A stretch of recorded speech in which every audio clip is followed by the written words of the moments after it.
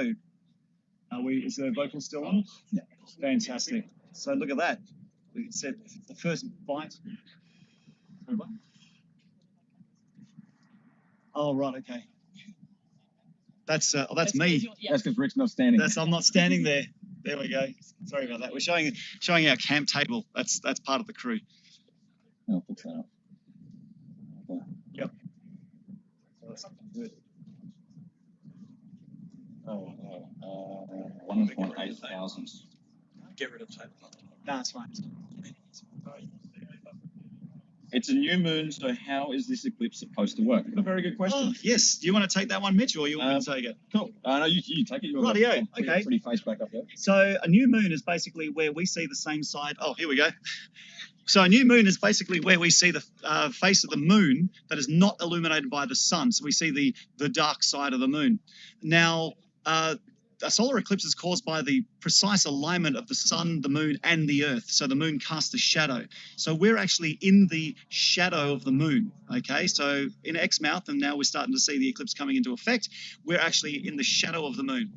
So when you look up, we can't see the moon because the sun's so bright, and we're looking at the dark part, the part that's not illuminated. So I hope that explains it a bit better. Oh, is that the H alpha image? Yes, it is. Look at that. Let me just Colorize it. Yep.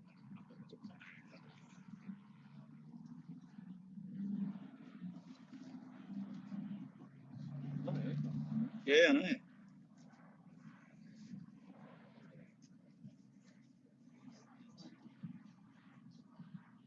Yes. Yeah, sure. All right.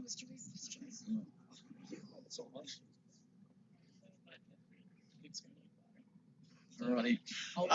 So as we're going through with the thing, I do still want to talk about. Got to talk about Western Australia. I love the place, you know. So back to Exmouth. So Exmouth Coral Bay is just amazing. I'm standing here now. Should be looking at the sun, but I'm actually casting my gaze over to the Cape Range National Park and the actual stunning gorges. I mean, we woke up this morning with the sun rising over water. Now, this is a novelty for us Western Australians because normally we see the sun rising over land and then setting on the ocean. But Exmouth is this unique place where you can actually see both. So the sun rising over water and setting over water. In fact, it's the only place in Western Australia you can do that, I think. Don't quote me on that. But anyway, so moving on. Western Australia has got this amazing stuff to offer. Different climates, different scenery, different everything. It is just so vast. Just the sheer size of it is staggering, but there's so much to offer, and it's an ancient landscape. So, yes, if you are planning a trip from overseas to come and visit us, then definitely come and visit us because we've got a lot to offer. And I'll keep spruiking more about it a little bit later on. But I want to turn our attention back to the sun. As we can see now, a bit more of the moon is starting to move in front of the blinding solar disk. And remember, don't look at the sun directly. You just honestly don't do it. You know, it'll be bad for you. If you have the approved eclipse glasses and only use the approved eclipse glasses, well done. If you don't, use a pinhole camera or a colander. Colander works really well. It produces lots of multiple little holes. But if not, just keep watching our live stream. Cool. Someone is asking if the Earth will illuminate the moon in the process. Yes, it will. Earthshine. Earthshine. You can get the effect of Earthshine onto the moon. And, there we are. Sorry about that. We do get the effect of Earthshine onto the moon during an eclipse. But for all intents and purposes, when you're looking at the total solar eclipse, and if you're fortunate enough to be in the path of totality to do so, it will appear as though someone punched a hole in the sky. There's this bullet hole in the sky, and streaming out from all around the sun is the magnificent solar corona. That is the rarefied gases streaming off the sun at around 400 kilometers a second. That's the solar wind, and it's shaped by the complex magnetic fields generated within the star, within our sun. So it is pretty pretty amazing. And it's a great time to actually study the solar corona as well. We have another question. Yep. Will it get dark in Exmouth, not just focusing on the eclipse itself? Will you be able to see it get darker? Oh, absolutely, yes. In fact, one of the spectacular things about a total solar eclipse is you'll get a 360-degree sunset. So all around, you'll just see this sunset. It's pretty amazing. And then the sky will be dark enough that you'll actually be able to see bright stars and planets as well. In fact, one of the planets that we'll be able to see today will be, or two of them actually, we'll be able to see Jupiter and Venus up in the skies, and they'll appear very bright. So, but remember to, when you're looking at the eclipse, do so safely, but also really appreciate it, really soak it all in, because this is a rare event. And unless you're an eclipse chaser or an umbraphile, it's not every day you get to experience one of these magnificent celestial phenomenon. Another question, yes. I have heard astrologists use the term hybrid eclipse. Could you explain what that is, please? That's okay. Well, astronomers use let me start again. A hybrid eclipse is where you get the two different types of eclipses rolled into one. Now, back in 1999, I travelled up to a place called Greenock, which is just south of Geraldton, to witness an annular eclipse. Now, an annular eclipse is where the moon is slightly farther out of its orbit. So its orbit is elliptical, it's oval shaped. So sometimes a little bit further away from Earth, sometimes a bit close. When it's far out, it appears slightly smaller in angular size, that it doesn't block out the entire disk of the blinding disk of the sun, and it leaves a thin little ring called an annulus. Now, that's called an annular eclipse. So today, this hybrid eclipse, way down in the Southern Ocean, starts off as an annular eclipse. Now, because the moon's distance to Earth in this case is so finely balanced that it will change. So as the moon's shadow races up along the curvature of the Earth, when it gets to Exmouth, viewers in Exmouth will be slightly closer to the moon, which will make the moon slightly bigger. It's enough to block out the entire disk of the sun. So that's a total solar eclipse. And as the shadow then goes racing northward at over 2,700 kilometers per hour, and it goes past Timor-Leste and then up into the Pacific Ocean, it will then revert back to an annular eclipse because of the curvature of the Earth. So we're seeing this phenomenon unfold, and annular eclipses happen once every decade. So this event we have today is particularly rare. I mean, normal solar eclipses occur every 18 months somewhere around the world, but this hybrid eclipse is pretty darn special. Another question? Why can't we look directly at the solar eclipse? It's a very common one. Because you'll go blind. I mean, if you're in Exmouth, right, and you have totality, the moon completely obscuring the disk of the sun, yes, you can look at totality, but do not use binoculars or do not use telescopes, because you don't know when the timings, you may not know the timings of when the moon will suddenly move out of the way. Now, if you're looking through a pair of binoculars or a telescope and it suddenly moves out of the way, even that tiny little spark of sun peeking out from behind the moon is enough to blind you permanently. So don't do it. Simple, all right? Just don't do it. I mean, if you're looking at it with your glasses, or you take your glasses off for totality, okay, and it starts to move away, then put your glasses back on immediately. For people outside of the line of totality, so Perth and wherever, and put it this way, not Exmouth, right? Then always use your eclipse glasses or a pinhole camera, or just keep watching our live stream. That's probably the safest way, because then we'll be talking and carrying on. I've got a question here from Christine, unapologetically Southern. What is the countdown for the actual total eclipse to happen? So on screen, folks, this little map here on the right-hand side, where it says C2 minus 74. So C2 stands for second contact. That is when the moon will completely eclipse the sun. So we are 74 minutes and 30-odd seconds away from totality.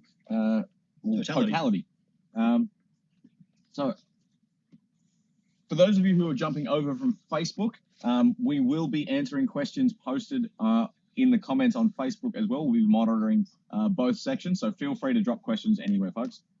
I've got another one. We'll get another question, yeah. Are those actual sunspots on the sun? Yes. Yes, they are. Let's have a bit of a zoom in on some of those. That looks really cool. It's two from yesterday? So if anyone wants to know what a sunspot is, it is an area of intense magnetic fields that has burst through the solar grains. You see, the surface of the sun is like a pot of boiling water. It has these constant overturning motions, transporting the heat down from the lower divisions down. What do we got? Oh, yes. I keep forgetting the camera. Yeah, Sorry. I'm scooting in between. Thank so you. can't Yeah. scoot forward anymore. That's okay. There we go. All right. So the surface of the sun has, it's called the photosphere. And it's this constant overturning motion of matter that transports heat energies from down the interface of the radiative zone up to the surface. And in between those cells, magnetic fields can push them out of the way essentially and cool that area down. So what we're actually seeing with that sunspot is a surface cooling of the sun. Now, it doesn't cool by much. The surface of the sun has a temperature of about 5,500 degrees, but the sunspot umbra, which is the dark part in the middle, oh, that's better, has a temperature around 3,000 degrees. So even though it is still very, very hot, it appears dark as a against the background of the sun. But if you were to take that out and chuck it out into space, it'll be glowing a dull red, kind of like a small red giant. Small red dwarf star. That's about the same temperature. Another question? People in Perth, will it be more of a hybrid because it's not a total eclipse in Perth? No, you'll get a partial. You will get a partial. Oh, and for those who are watching from Yagan Square, greetings, everyone. So that's sound in Yagan Square. No, there's not Yagan Square. Anyway, I'll just wave to everyone. So, look, yes, we will see, for down in Perth, you will see a partial eclipse, and you'll get about 70.7% of the sun's disk being obscured by the moon. But even that less than 30% is still dangerous to look at. It's don't do it without the proper eye vision or the proper techniques, because you'll only hurt yourself and damage your eyes. Will people in other continents, including Asia, be able to see a total eclipse at all today? Not today. I'm not sure, but certainly up in towards Papua New Guinea, Timor-Leste, etc., around there, yes, you will later on today. Maybe some of the other Pacific Island nations around there, maybe yes, you might get to see a partial or the annular if you're in the right place at the right time. But as far as we're concerned, you'll have to look up. In fact, one really good website to go to is made by this French guy called Xavier Ubia. That's spelled Xavierub something or another. IER, yes. So it is an amazing website. The guy has put in so much work, and his website has been a huge assistance for us. So yeah, check it out. How come the moon appears to be moving so incredibly fast? Is another question. That's a good question. It's because it's a combination of the rotation of the Earth and the movement of the moon around Earth. You see, this is showing like I said, the precise clockwork mechanics, the beautiful mechanics of the solar system, especially the sun, Earth, and moon system. And even though it looks like it's moving across quite fast, it is just an effect of the moon moving in its own orbit and the Earth rotating on its axis. Another one I just saw. Let me find it again. Yep. Will there be a noticeable visual effect in Perth, i.e. will it be less bright or changes in shadows? Yes, you will notice it will be quite dramatic. It will actually get reasonably dark in Perth. And one really cool effect to do is to stand with your back to the sun and cast your shadow onto the ground. Now, one of your shadows on one side will be ultra sharp. It'll just have these very, very sharp edges. And on the other side, it'll be blurry as heck. So go and check it out. So, as it gets more and more obscured by the sun, stand there with your back to your sun, hands out, fingers out like this, jazz hands, and cast your image onto the ground. And that will just be absolutely magnificent. How often do eclipses happen? Every 18 months. So all around the world, the moon will fall, the moon's shadow will fall onto different parts of the Earth. And this is why we get these people, these eclipse chasers that run around the world and stand for, however many seconds or minutes in the shadow of the moon. It is an incredible thing. I'd love to do that. That'll be brilliant. Will people be able to see any of this in Sydney? Will people see it in Sydney? I think so. You'll only get a very, very small little nick taken out. I think Melbourne, actually. But Sydney, you're going to get your chance in 2028 because there's going to be a total solar eclipse going right over Sydney. You guys get everything, honestly. But we have to travel much further than Exmouth up north. But I'm actually looking forward to it. We already started planning it now because it's going to happen up near a place called Lake Argyle, or actually a place called Durack, which is only within spitting distance of the gorgeous Bungle Bungles. And I've never been to the Bungle Bungles. The furthest north I've been is to Derby, and Derby was a pretty amazing place. The boab trees, the tidal flats, the amazing sunsets. But I really want to go up further, up to a place called Durack. And out there, the landscape is ancient. It is so old. Wow. My colleague over there, Andrew, and another colleague over here, Michelle, they're both geophysicists, and they can certainly attest to how ancient the landscape is up there. Isn't that right? Yes, it's extremely ancient. Yes, there we go. 25 minute years. Whereabouts are we right now, Rick? Whereabouts? We're in Exmouth, so about 1,264 kilometres north of Perth, the capital city of Western Australia. And this is one of the amazing coastal towns that dot the coastline of Western Australia. And each of them has got this amazing offering for tourists and visitors and whoever wants to come along and visit. But Exmouth, for me, always holds a special place in my heart because I made a lot of friends here in the time that I was working up here. And it has a lot of really good memories. But this is certainly something that you guys can do yourself, is actually come up here and make your own memories of the place, because it is incredible. And you just keep on dreaming about coming back to Exmouth because it has this certain magnetism you want to keep coming back to. Oh, hang on a minute. I can't see. Let me have a look. Shit.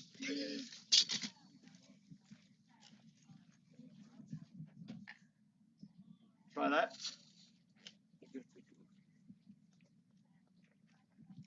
Temporary technical difficulty. We will be back very shortly with Rick back here to answer questions. Pardon? Is it on? Yeah, I've got power. I'll pass that through. All right. I don't want to. It's not drifting too fast.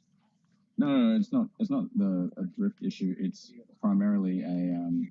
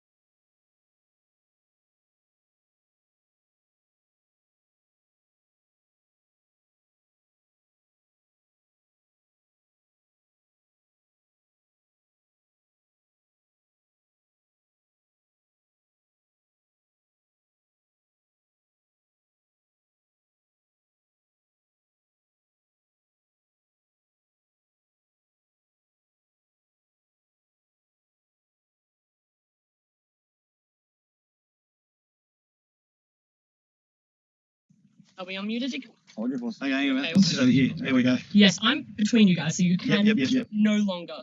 Yeah, scoot your way merge. through Yeah, there. okay. Okay. We'll wait for Mitch. Hang on a sec. I want to have a look at the sun. We're good. Okay. Okay. You have a quick peep? Hey, look at that. That's fantastic.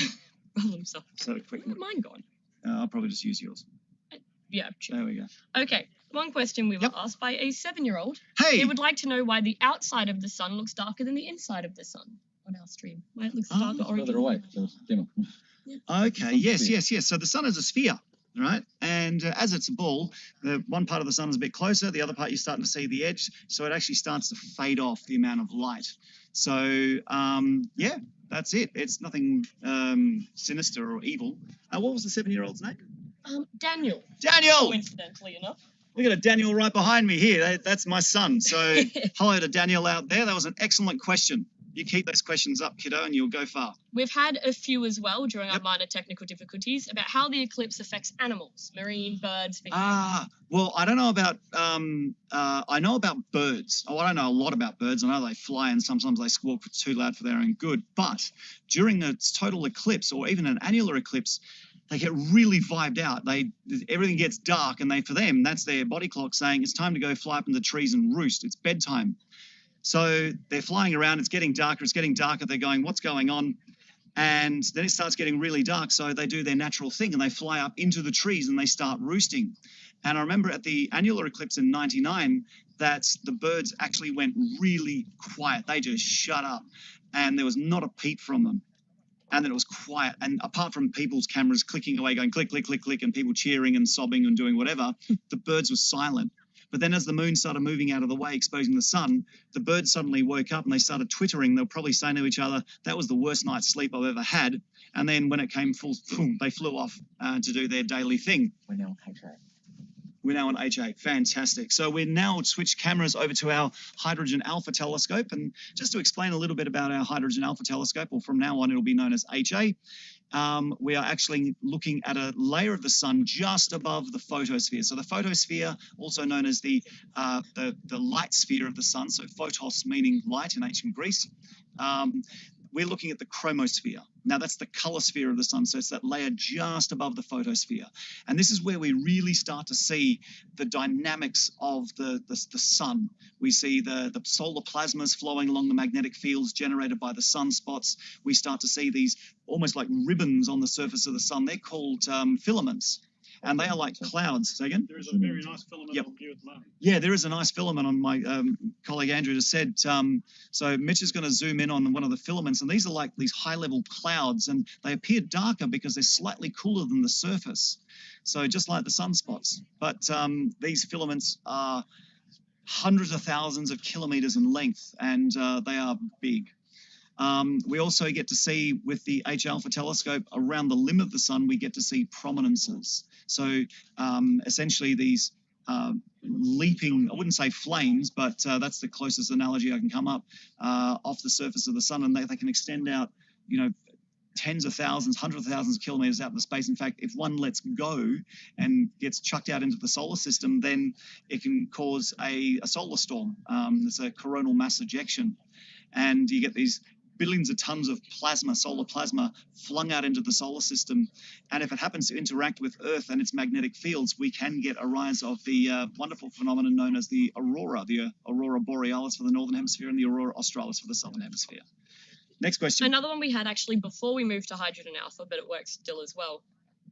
Which way is the eclipse actually going? The telescope view was showing it coming from the right, but the graphic shows it from the top. And it's now changed perspective now that we've changed to the hydrogen alpha. Ah, yes. So this is the mirror with a star diagonal problem. Yes. Mitch, you take that one. Okay, so the reason that we see the moon coming from different angles is because of, so firstly, between the two telescopes, the white light image that we're providing, the camera is looking directly through the telescope, whereas the hydrogen alpha utilizes something called a diagonal, which basically bends the optical path 90 degrees using a mirror just to change the axis of everything. There are important components for that hydrogen alpha telescope, extra filters and whatnot, in that little diagonal that are important to have. We couldn't use it without it. So we do get a mirror image as a result. Now, the orientation of the map is purely just based on how we see it in the sky.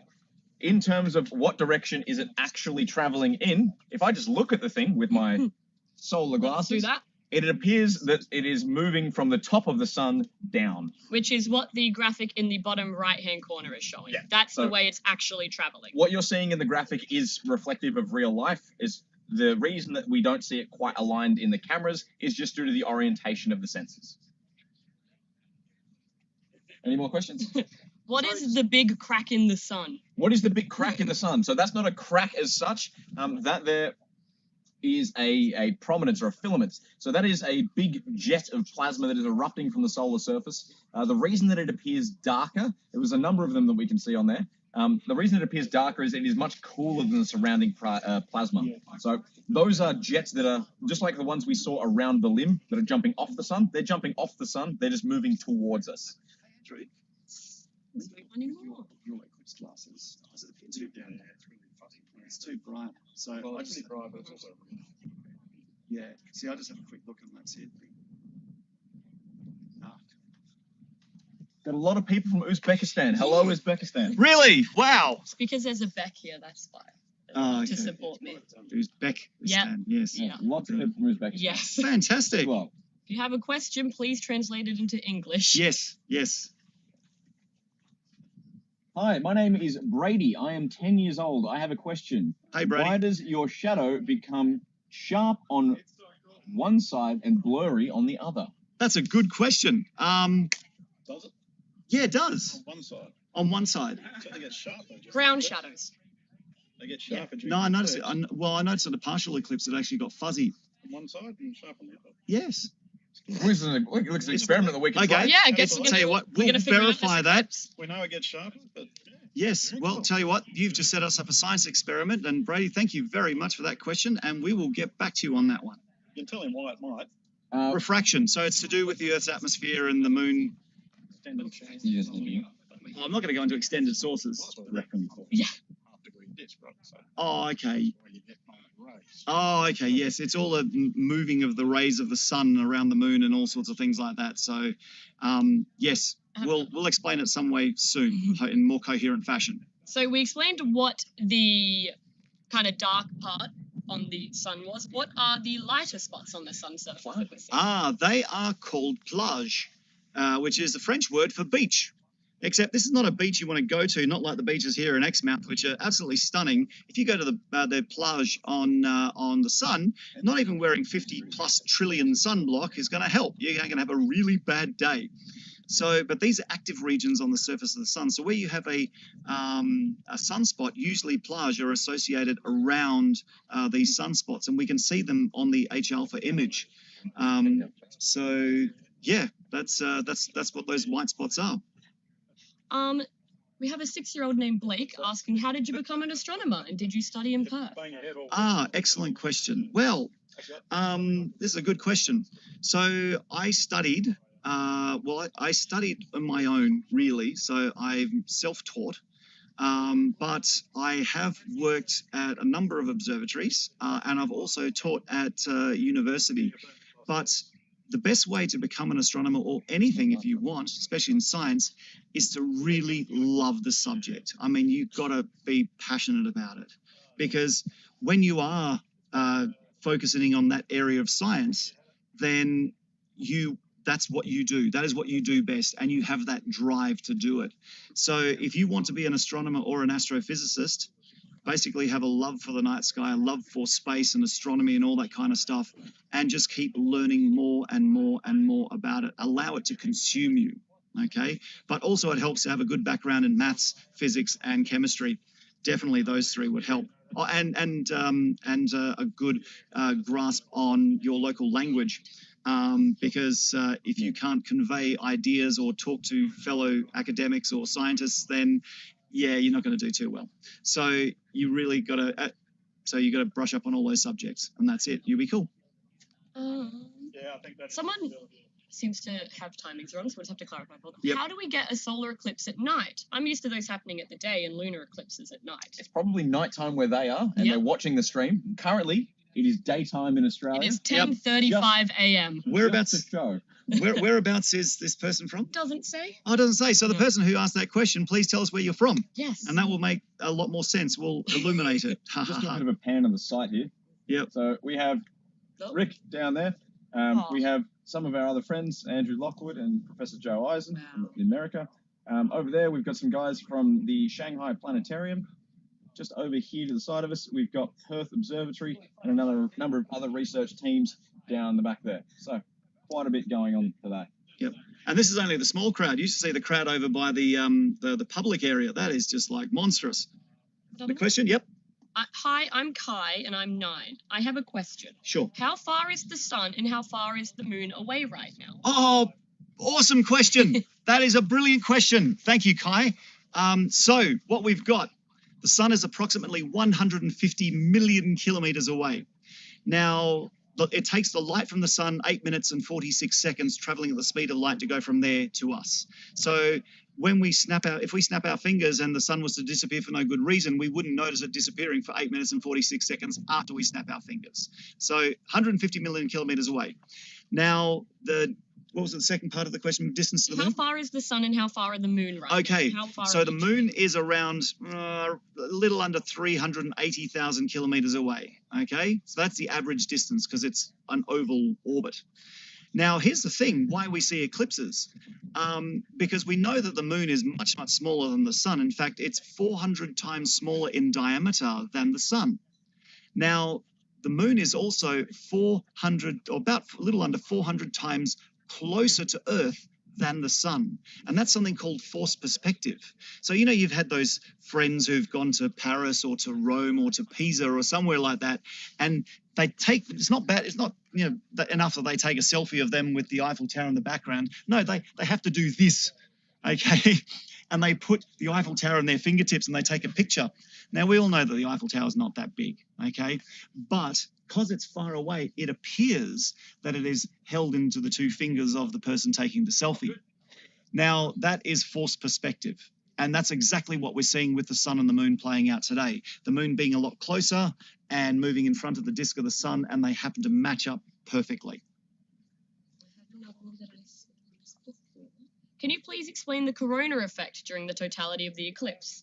Well, the corona is the constant outstreaming of rarefied gas, or charged particles from the surface of the sun. We know it as solar wind. And the corona it's really weird. It's a little beyond our understanding as to why we have this sudden increase in temperature from, say, 5,500 degrees on the surface of the sun to the coronal temperature being about 1 to 2 million degrees. It's quite puzzling. And what? Yeah, plasma. Andrew's waving his fingers around mystically, going plasma. Anyway, that's a scientific. Magnetohydrodynamics. There you go. So, but the corona is actually shaped by the complex magnetic fields generated in the sun. You see, the sun has these magnetic fields that, like on Earth, they run from the north to the south pole, but they're actually inside the sun. And the sun has something called differential rotation. So the equator spins faster than the poles. And this causes the magnetic field lines over a period of time to become entangled, to warp and then become entangled. One of my past students actually dared use the word tangulation, which does not exist. Don't even click up about it. So yes, so the magnetic field lines become entangled and they become unstable and they burst through the surface, and we see them as sunspots. And of course, sunspot activities increase every 11 years and we go through something called solar maxima. But the corona is the constant outstreaming of charged particles from the sun. What do we got? Ooh. How weird does it feel to do astronomy during the day? Not weird at all. No, it's great because we can look at the sun during the day and study the corona and the surface of the sun and sunspot numbers and all that, and then we go and have a bit of a break, and then we can go and start observing at nighttime. So what a great job. You can work 24/7. Doesn't feel weird at all. All capitals. Very important question. Oh. What happens if you look at an eclipse with your bare eyes for a split second? It's going to hurt for a split second.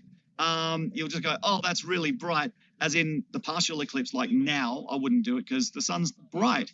Now, thankfully, your eyes are smarter than you are, and your instant reaction will be to close your eyes and turn away. It's called your blink response. Okay, so if you're outside on a nice sunny day and someone flashes a mirror, or you catch a glint off, say, a nice shiny car or whatever, and you get the sunlight in your eyes, the instant reaction is to shut your eyes and turn away because they're protecting themselves from your silliness or your accidental circumstance. But during a partial eclipse, that blink response goes away, and that's where the danger really lies, because people see it as, oh, it's not so bright anymore, I can stare at it. But still, that small amount of sun peeking out from behind the moon is still enough to permanently damage your eyes. It's called solar retinopathy, and yeah, it is not good. No cure for it. What is the temperature in Exmouth at the moment, and is the temperature going to drop as the moon moves? Yes. It's actually currently 26, and it feels like 25 with a maximum of 30 today. It feels like 25. You're Yep. kidding? It feels like 45 for me. Oh, I'm ready Howard. to burst into flames. Oh, no, it doesn't. You were born on the I sun. was She was born- born I in was- Karatha. So yes, there will be a noticeable temperature drop as the sun completely obscures the sun. Some people have estimated to be dropping as low as 6 to degrees 10 degrees. It's pretty insane. I believe it's 10 That's- degrees Fahrenheit is the Oh, expected right, temperature okay. drop, which I believe is roughly 6 degrees Celsius. Yep. About the same temperature as 3 football fields and a US southern alligator. We have Yep. been asked, how do eclipse glasses protect your eyes? So the eclipse glasses, depending which ones you have, we've got these ones here made by Barter Planetarium. Barter Planetarium? Oh, hang on a sec. Wait. Barter Planetarium. And this material is this special material called mylar with an aluminium deposit on it. And this blocks out all the harmful ultraviolet and infrared radiation. And it also blocks out something like 99.9998% of the sun's visible light.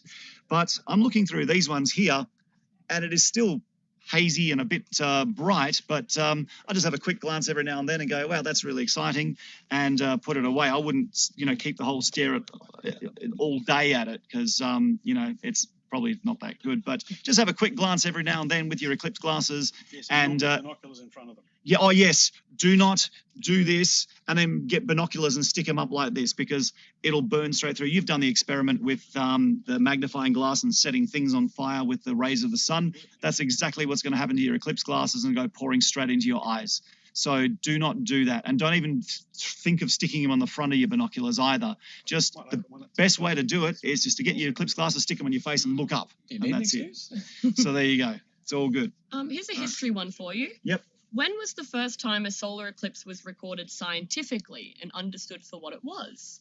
Ooh, that's a very good question. That's It an is a excellent very- question. very That's good Is that a we come That's- back to that question that after we is- Google frantically? damn right. Yes, I have no We will idea. come back to the history question. I know the first. So it's got to be before the 1800s. Oh no, there were sketches. There were certainly sketches done. I've taken a But photo. Tapestries and I've sorts. taken a photo Yeah. of the question, so we have it to come back to. Yeah, but there was Make sure you remember the guy's name. Oh, I Yeah. have a photo of the Oh, question. beautiful. but there was certainly phones. there was sketches of solar eclipses, etc. In fact, it was Captain Cook. No, Captain Cook came down for the transit of Venus, completely different.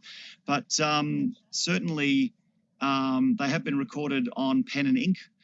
In fact, there's one picture of an artistic rendition of the crucifix of certain deities being nailed to a cross. And there happens to be a picture of one with the sun going black, the thing moving in front. But that can't happen because Easter is calculated after the second full moon or the full moon, the second Sunday of the full moon after whatever in April. I don't know, something like that. He wants to This is the sign. first- So I've got an answer for the when was the first recorded eclipse. Cool. It's not the first scientifically recorded one, but Yep. this is the We'll get answer to from NASA. Yep.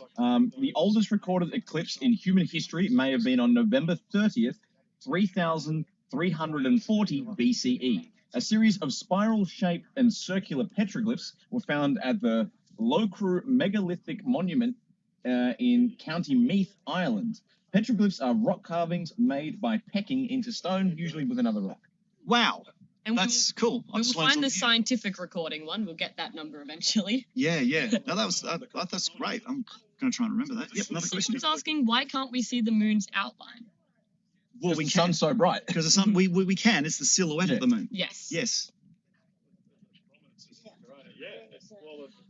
I'm going to take about 15 more minutes of questions, then I'm going to hand over to you guys because I've got to race off and do an interview with Channel 7. Okay. Yeah. And then I've got to race off and do an interview with Channel 9. Then, I guess.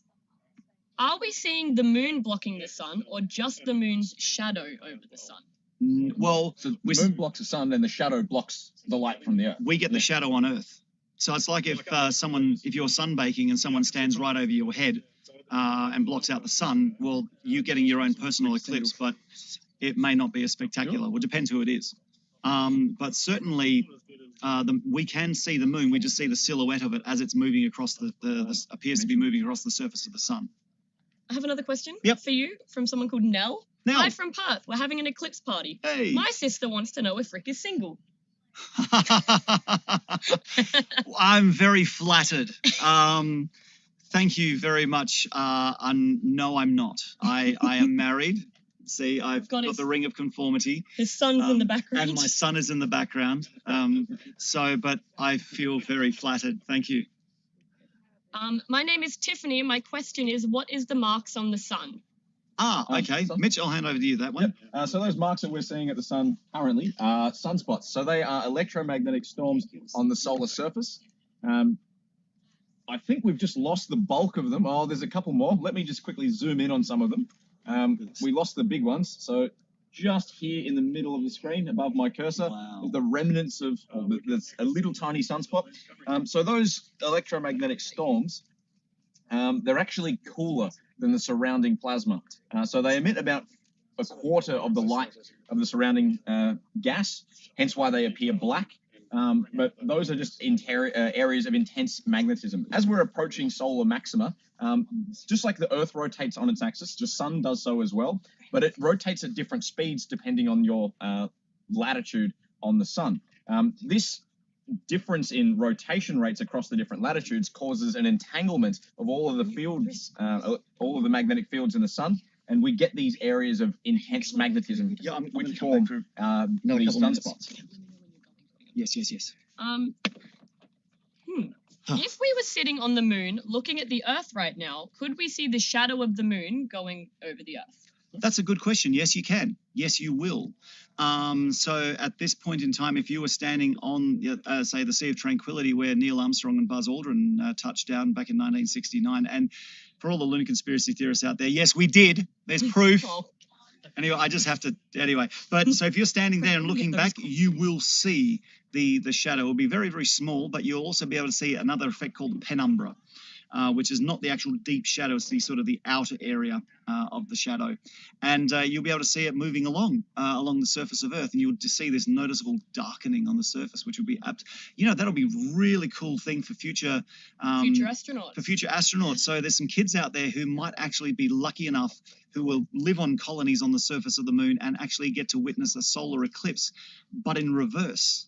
So rather than looking up at the sun, you'll be able to look down at the Earth and actually see the shadow racing across the surface of Earth. Here we go. We've got the heavyweight coming in. We've got Professor Joseph Eisen from the University of Texas coming in. Please take a seat, Joe. Yeah, actually, a little bit of trivia. One of the Apollo crews did actually observe that solar eclipse where the Earth was the eclipsing body. Oh, wow. Yeah, man, was I jealous. Oh, yeah, it's made me jealous too. How cool can you get? Anyway, I will go back to my... Thank you, Joe. Yes? Why can't people see this solar eclipse in other areas? Why is it only here? Again, this highlights the precise mechanics of the solar system, or the Earth, Moon, Sun system. The shadow is only certain width. In this case, totality is only 41 kilometers wide. And of course, anything outside of that, which can extend to a few thousand kilometers, you can see partial phases. So from memory, I think Victoria only gets about 20%, while, say, Perth gets 70%. The closer you are to that line of totality, the more you will get. But if you're in, say, New Zealand or in India or South Africa or anywhere like that, or Europe, you won't be able to see anything because it's just too narrow. Momentarily, the stream will actually show a map of the different eclipse paths. Thank you. Paths. For the next 10 years. So the map that's currently up on screen shows all of the upcoming eclipses from 2021 until 2030. So we can see here where my cursor is lying, there is a line, a very thin line that runs across the coast of Western Australia and nicks across the edge of the Exmouth Peninsula. That is the eclipse that we are currently experiencing today. You can see later, about 5 years from now, 2028, there is another much bigger total solar eclipse that passes across Australia and actually goes over the Sydney CBD and again up past the northern parts of Western Australia. For that eclipse, the locations we've picked out in the northern of WA, we're expecting around 5.5 minutes worth of totality, as opposed to the 62 seconds that we'll get here in Exmouth today. We have a 6-year-old called Beanie who wants to know what you're most excited to see. What you're most excited about. Oh, wow. That was meant to be the quick question. Yeah, no. There's lots of things that I want to see in this. I want to see the weird shadows forming on the ground, and I want to see just the effects of people, but I also want to see totality, because this is my first total solar eclipse. I've been to annular eclipses, I've been to partial eclipses, but this is the one that I could easily travel to, and traveling to a great place too. Now, to actually see when the when the moon completely obscures the solar disk,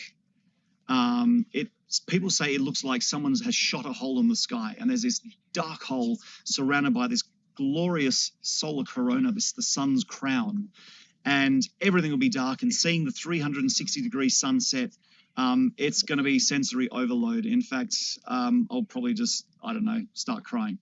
And one more question before you have to run off. Does UV under the total eclipse disappear? Will you still be able to get sunburnt during a total eclipse? No. So for the 62 seconds of totality, you will not get sunburn. So if you want to take in a quick round of nude sunbathing, then that's your opportunity. But after that, then you'll have to slip, slop, slap, or even put on some clothes, which is probably a lot easier. And better filters on, filters off moment. That's it, yeah. Unfortunately, it goes dark, so you might not see it. Yeah, that's it. You'll see the outline. Anyway, one more question. Okay. They say other planets will be more prominent to see when the eclipse happens. Is this true? And is that going to be true for those of us where it's becoming evening already, for example, California? So can we see planets here, and could you see them in America? The planets for us, they rise up at roughly the same time, or not the same time, but so here we go. So in California, you're what, 16 hours behind? Is that right, Joe? I think it's about 16. That's okay. So I think in the mountain states now it's 8:53 p.m. Okay, 8:53 p.m. and that's the Mountain Standard Time. Daylight time. Okay. San Diego at 7:53. Okay, San Diego 7:53. That's okay. No worries. So, you won't be able to see. Oh, actually, if you wait till how am I going to answer this? The best way to actually do it, if you want to see planets, so Venus should be visible just after sunset. Okay, Jupiter has already set. But if you wake up early in the morning, you will be able to see Jupiter rising, and then you won't be able to see Venus until the following evening. But we're very lucky here because Jupiter is on one side of the sun and Venus is on the other. So as the moon obscures the sun and becomes dark here, we'll actually be able to see both at once because they're close to the sun at the moment. Do you have time for another? Yes, I've got time for one more. Okay. Let me find you one. That's okay. Don't you lies.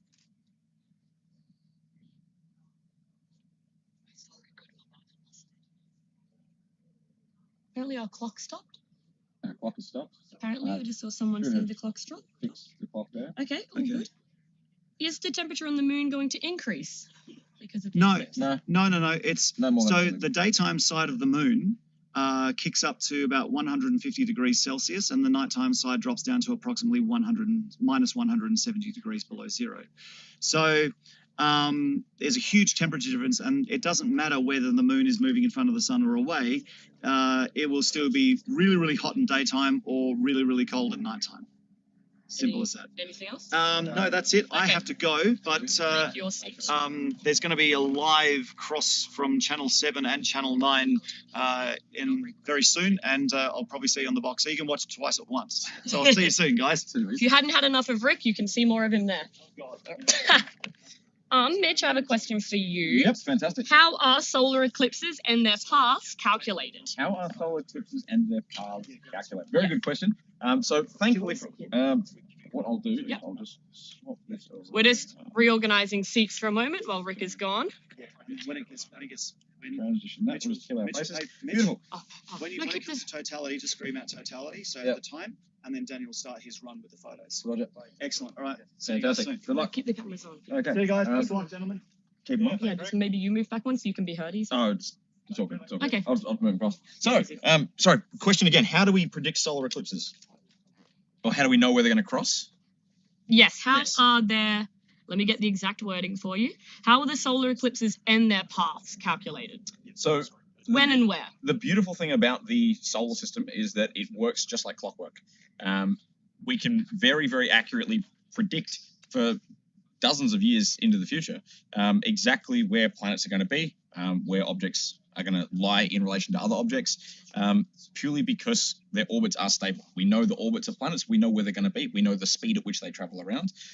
So all we can really do is just, for lack of a better term, just hit fast forward on the clock and just see where they're going to lie. Perfect. As to how they actually sit down with a pen and paper and calculate the exact track map of an eclipse, I'm not 100% sure off the top of my head. But we can tell exactly when these kind of things are going to occur.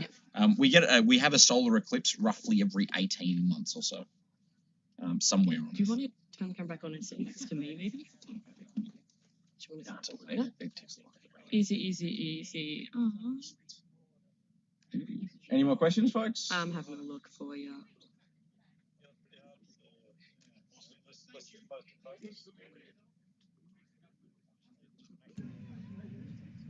People are saying thank you to the GDC for organising the stream. Thank you very much. It's very nice. Thank you guys for tuning in, and also a big thank you to Tourism Western Australia for helping us out and getting some fuel to get up here. It was a bit of a trek. Question: when the eclipse starts, what stars and planets will be visible from the telescope? So we won't be able to see anything from the telescope itself. The telescope is only for the sun. Yeah, the telescope itself is purely for the sun. Swap seats. You're apparently having an audio issue. Yep, I'm seeing that now. Audio is doubling, apparently. Doubling? Yep. Yep. I'm just jumping on that. We'll fix the audio problem. Yeah, it's echoing. Should be sorted with the audio problems now. Yep. Beautiful. Swap spots. I'll jump in the Easy. ugly mug spot. Just keep Yeah. hitting me with questions. Yep. And I'll keep an eye out if anything starts flashing at me on there. Beautiful. Yeah, scoot over a little bit. Let me join you. Excuse me. Okay, so planets are going to be visible during totality. So through the telescope, we're not going to be able to see anything, unfortunately. The field of view is basically cut around the sun.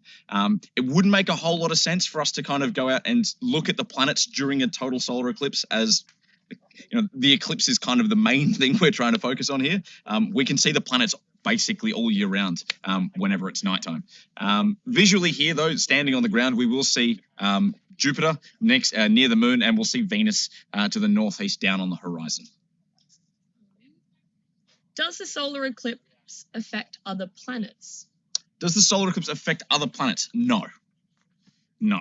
Can other planets get solar eclipses? Can other planets have a solar eclipse? If they have a moon, so a great example would be Jupiter.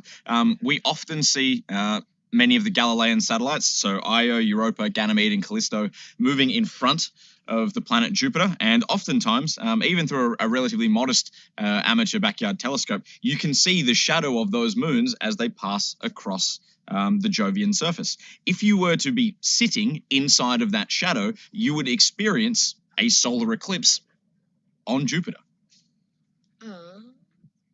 We have an 11-year-old asking, how long will it be dark for? How long will it be dark for? So totality for this location here in Exmouth will last for a total of 62 seconds. So just a minute. The sun and the moon being the same relative size, is that just a very cool coincidence? Yes. When was the last total solar eclipse? The last total solar eclipse. Mhm. Off the top of my head, I can't recall. Probably 18 months ago. No, I believe Oh. the last major one was in 2018. Okay. Don't quote me on that, but I think ballpark it was 2018, We've and it was also, somewhere in America. we've also got a question. Will there be a drop in temperature in next month during totality or already? So we are expecting a drop in temperature. I think you said it was between 6 to 10 degrees It's roughly Celsius. 10 degrees Fahrenheit, which I believe is 6 degrees Celsius, but Yep. we haven't noticed anything yet. Yeah. I can feel it now. You reckon it's a little bit cooler? It's very comfortable. And if Yeah. you know if the lights changed a lot. Yeah. You know, now you mention it, it It's has. golden hour sort of light. Yeah, Ooh. it's not. You I'm can gonna look to go the take a horizon and it doesn't hurt your eyes. Yeah. I keep testing how high I can lift my eyesight. Will we be adjusting the view to see the corona? Most definitely. So Yes. at just before totality, you'll hear a lot of commotion in the background here. People screaming, filters off, filters off. Everyone will be running around like headless chooks, trying to get their telescopes ready. So currently, Ask you to the speak slower. speak slower. Yes. Beautiful. So currently, the view that you guys are seeing on the screen is our white light telescope. So it's just a regular old refractor telescope with a special filter cap that goes on the end. During totality, we remove that filter cap, and then it'll be me sitting here in my little tent doing a mad rush to make sure I got all of the camera settings right, just so you guys can see all of the corona around the exterior of the sun. Speaking of camera settings, Yep. is starting to get chopped off a little bit at the top. It's not Anyone that reported that the sun is getting cut off a little bit at the top, we're fixing that up right now. Unless the moon. The moon's I making was a just- flat line now. just doing a little bit of a wiggle out of frame there. Just a wiggle out of frame. This is an interesting one. Yep. If there is an X-class flare or coronal mass ejection while the moon is between us, will it deflect it? Okay. No. The short answer is no. It'd be killer to see. But it's more of a timing thing. So the time, Andrew, do you know off the top of your head how long it takes for the It's days. days? Yeah. So if there had been an X-class flare a couple of days ago, and we were expecting that material to arrive at the time that the moon was passing in front of the sun, perhaps we'd experience something. But it's not gonna protect us in any way. To anyone asking, is it possible to keep the camera on us so we can see the change in light? Yeah, I imagine Yep. that You should have a little camera Yep. just on our. that little on our face heads. cam will stay on the entire time, so you will see the shadow physically pass over us. During and then out again. totality, I have a nice wide field camera as well, so you'll see the corona and the shadow of everything around us as well. Is whether a solar eclipse is total or not affected by where in the rotation around the sun the Earth is, since the path is elliptical rather than circular? So sometimes we're a bit closer or a bit farther. No, it's affected by the distance or it is partially by Earth's distance to the sun, but it's also the moon's distance to Earth as well. So it is a factor of both our location against the sun and the moon's location against the Earth. Nowhere in America can see planets. Can Seeing planets in America at the moment, I'm not particularly sure. Not particularly sure. Does anything happen if a solar eclipse lasts for a day, like way more than 4 hours? If so, what happens? That can't happen. That doesn't work like that. We get very worried. Yes, we get very, very, very concerned. It still looks bright out. Does the darkness come on gradually, or does it happen suddenly? It's so at the moment of totality. We should see here a sweeping shadow across the landscape, traveling very rapidly. But now, as we sit here, it's getting cooler. It is actually. I might need my jacket for the Okay, actual yeah, it is- totality. I might need a hoodie. It is getting cooler. You'll see a slow ramp up of darkness, and then at the moment of totality, it'll be a kind of whoosh across the landscape as the shadow of the moon travels across. It is currently 11:04. 11. How many minutes and from now until the total eclipse happens? So the countdown on screen, so that C2, the minus number, C2 means second contact. And basically that is how many minutes we have left until totality occurs. What should people be looking at? The orange and black sun or the yellow and grey sun? I'm not sure where the quote-unquote action is. Okay, so the yellow and black sun is just a little simulator to show where the sun is going to be sitting. That's the real angle that the sun's coming down over. If you were to sit here in real life and look at the sun, that is exactly what you'd see. The orange-looking image, the big picture, that is the live image coming from our telescope. So that is, for lack of a better term, the action. Will we be able to see any stars during the totality here? Not through the telescope, just in general. Good question. I'll keep an eye out. We'll report back. We'll give feedback on that. About 26 minutes when it's done. Will it be as dark as night here in Perth? No. So it won't be as dark as night. You'll definitely notice it gets dimmer, but it won't be as dark as night. Here in Exmouth, we'll experience a bit of a strange feature where we have a 360-degree sunset. So just like you'd see in the west, obviously for us here in Western Australia, or anywhere on Earth really, as the sun begins to set, you'll see that lovely orange and purple coloration. We will get that 360 degrees for this location for the duration of totality. How do we measure the distance of planets? How do we measure the distance of planets? Yeah, with a big tape measure. No, not with a big tape measure. Not with a big tape measure. The biggest tape measure known to man. We use something called parallax, where we can look at basically trigonometry is how we work it out. These kind of measurements work for things that are relatively close to us, up to about 1,000 light years away. And then when we're looking at much more distant objects, we use different methods. We use things like standard candles, things like Cepheid variable stars or type 1a supernovas. This one. Why does the sun appear to be more red now than it was before? More red now than it was before. So the reason that it appears more red now than before is because it is that is an effect caused by the camera. Because the moon is now moving across the front of the sun, there's less light coming from the sun. The color that you're seeing through the camera there, as it gets darker, it's going to appear deeper in red. As it's brighter, it appears more yellow in color. So it's purely just an effect from the camera. I can adjust it and ramp up the gain on the camera a bit more, and you'll see it turn more yellow again, but everything's pretty hunky-dory where it is now. Why does totality time vary? 1 minute for this eclipse, but 5 minutes in 2028. 5 minutes for 2028. Yeah. That is a good question. Is that Rick?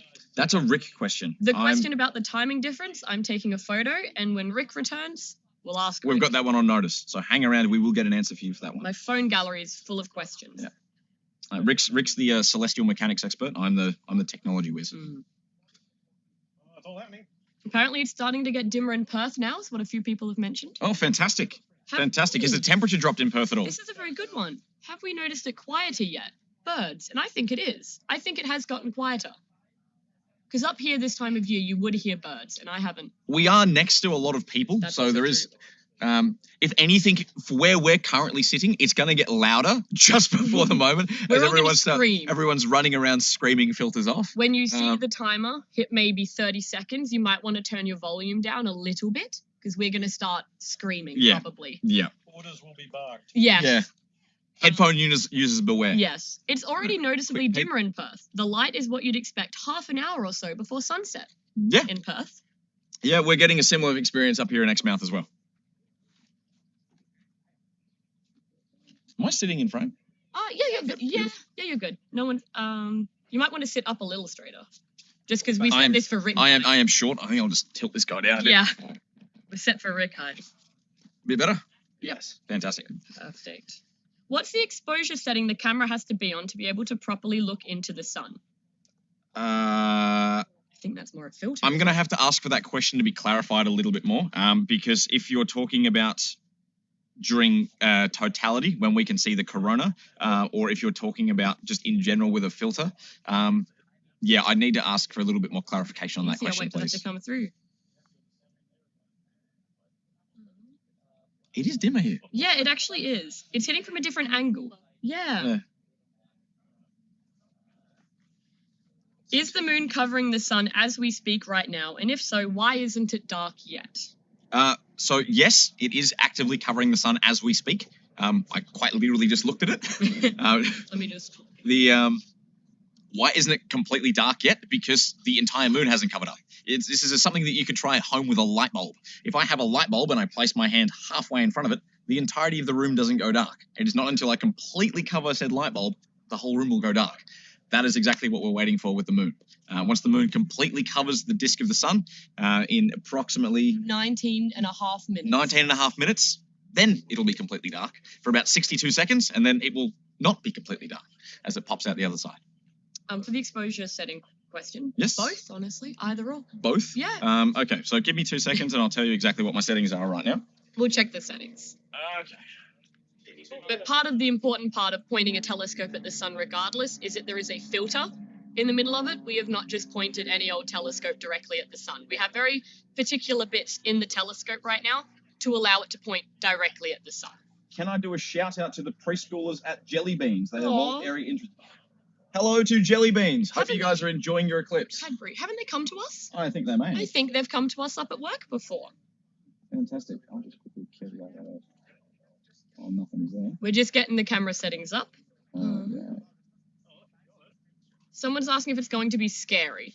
Absolutely not. No. Unless you're really, really, really scared of Yeah. the dark. Unless if you're you're really scared scared of of the dark, it'll be scary for about 62 seconds. Shut your eyes and count to 66. Oh, neat. Okay. So camera settings. So the camera that we're currently using for this view is a ZWO 294 MC or color camera. Currently my exposure is 0.4 milliseconds and my gain is set at 200.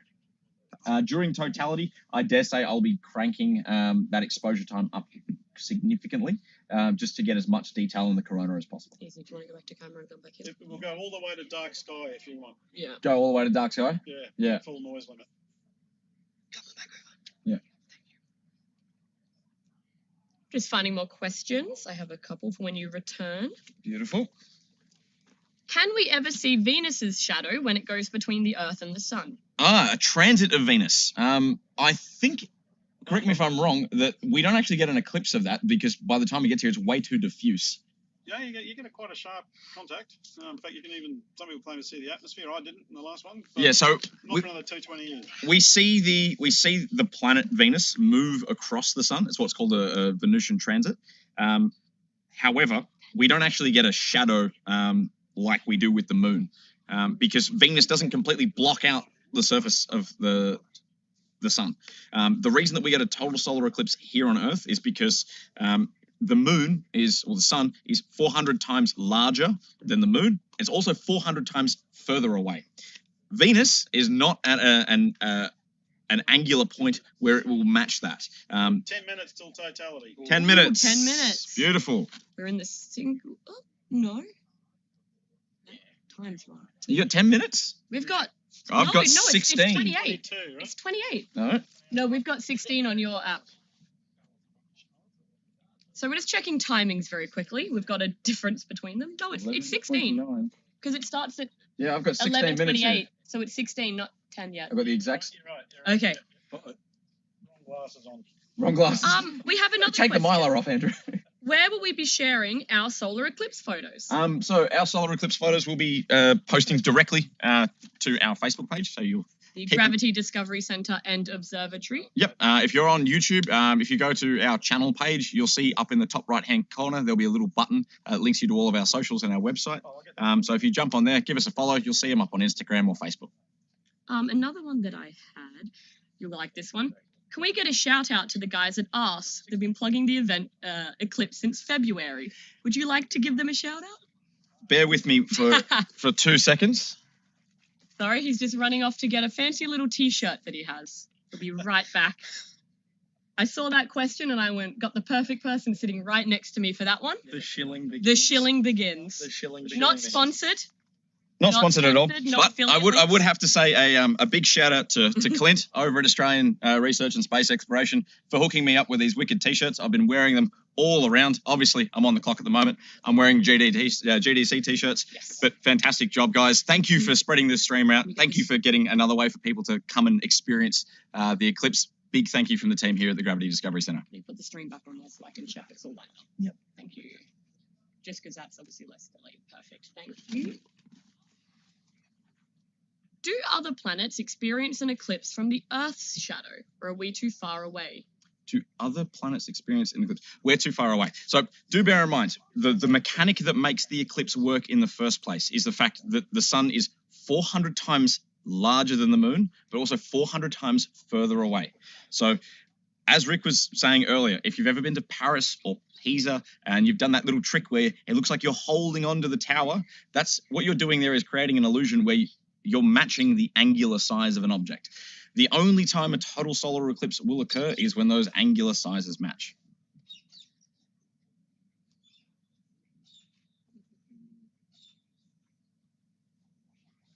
Yeah, it's getting very, very dark in Perth. It is getting much darker out here now. Yeah, it actually is starting to. You know where I just got...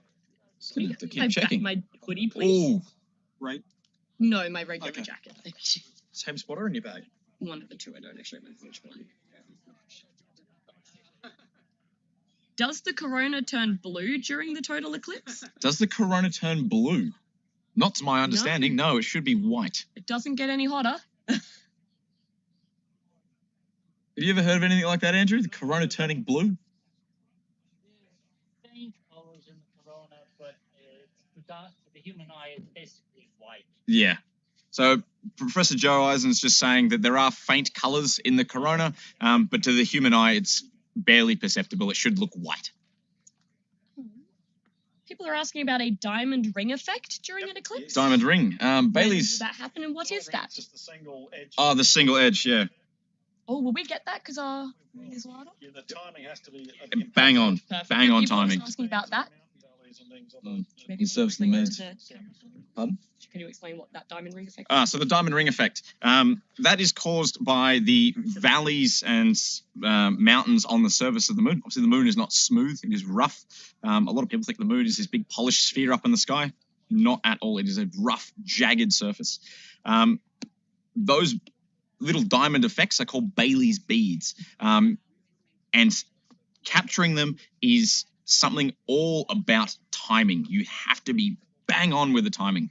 A lot of the people here at our site in Exmouth have got all of their equipment set up with computers to do all of the timing work for them because it is incredibly precise. What causes the effect is light from the sun kind of scattering and diffracting around mountain valleys and crests and stuff on the surface of the moon, just as the limb arcs over. So it is very, very, very, very brief effect, but capturing it can be done. Apparently, we're getting restreamed currently by Channel 10. Restream by Channel 10. Thank you guys from Channel 10. Appreciate it. And according to the Bureau of Meteorology, the temperature dropped 1 degree in 20 minutes. Fantastic. So far.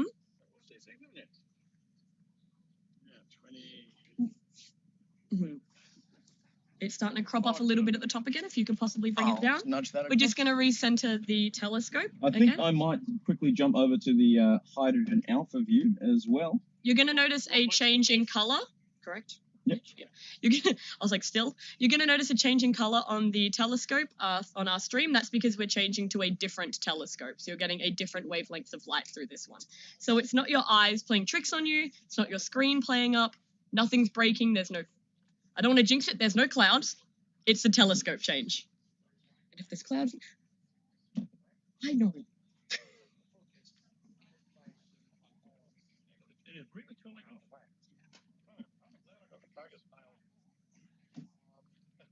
People are asking if we're excited. We are very excited.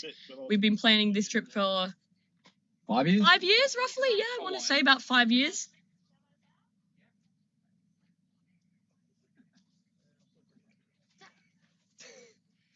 We have a comment from a Hayden Crisp. You can get natural pinholes projecting through tree leaves as well. You can. You most can. certainly can. Wonder That who that- experiment. Sharp, fuzzy.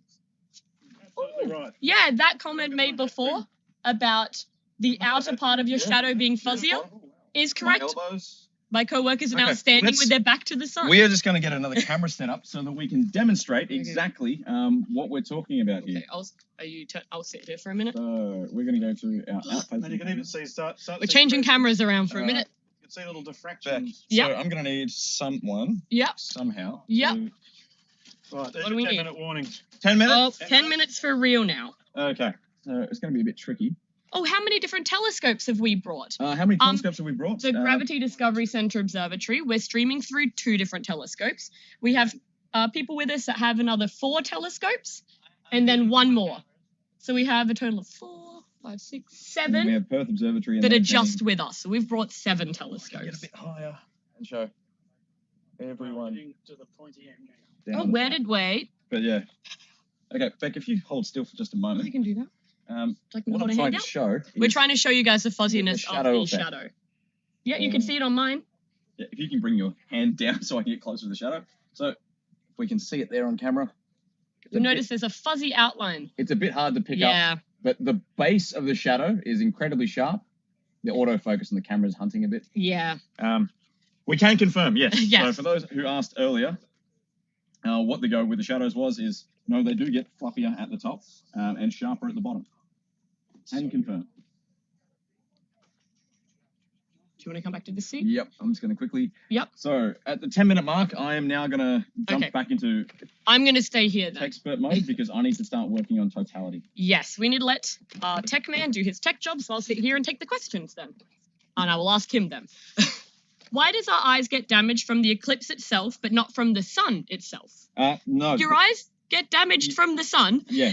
The eclipse is not what damages your eyes. The sun is what damages your eyes. So when you look, especially when there's a total eclipse and you're looking into, darkness, your eyes expand, you can let more light in. If you look at a total eclipse, it gets dark, so your eyes expand out to let more light in. Then the minute the sun comes back out, that's a lot of sunlight very, very quickly into your eyes. But regardless of if there's an eclipse, do not look at the sun. The sun's going to damage your eyes whether it is an eclipse or not. Let me find some more for you. Yes, if you're watching in Perth, you get about a 70% coverage of the moon. Coverage of the sun. Yep. Coverage by the moon. There, that's how I fixed it. Are you recentering the image? Because I had a few. Perfect. We're recentering the image right now. Does the Earth and the sun create a total eclipse from the moon's perspective? From the moon's perspective? Yep. If you're on the moon, will this be giving the moon an eclipse? No. No. Because if you're on the daytime side of the moon, the Earth is on the nighttime side of the moon. So you wouldn't see us. No. They've been on for 2 hours. Right, okay, all right. Well, Oh, here's a good one, Mitch. Yep. Will the moon moving away from the Earth in time affect future solar eclipses? Ooh, very good question. I'm not sure. That's one for Rick. I believe it, off the top of our heads, I would believe it would because it's part of the distance between the Earth and the moon and the sun that also plays in to the ratio and the coincidence all lining up. So I would assume that it would, but we'll confirm that one with Rick when he returns. I'm going to take a photo of that question as well. There we go. Oh, this is another good one. Is the moon visible in the sky right now? No, it is not. With eclipse glasses, Yeah. you can see it moving in front of the sun. If you look up at the sky normally, no.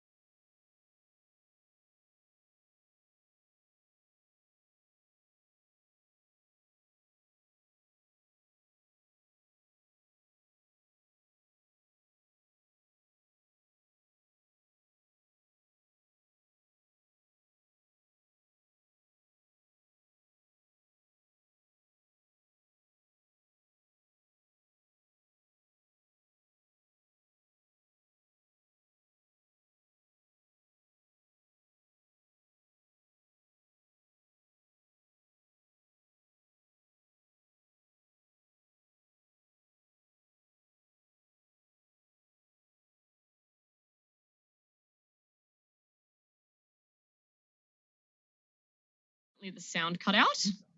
Just gonna. Okay, should be back. Okay. Apparently the sound went out. I'll just Fix wait. that. I'll just wait for a chat to tell me that the sound is back. Before I continue to speak. I'm just having a look. I don't know where I cut out either, so if I answered a question while the sound was gone, I'm very sorry.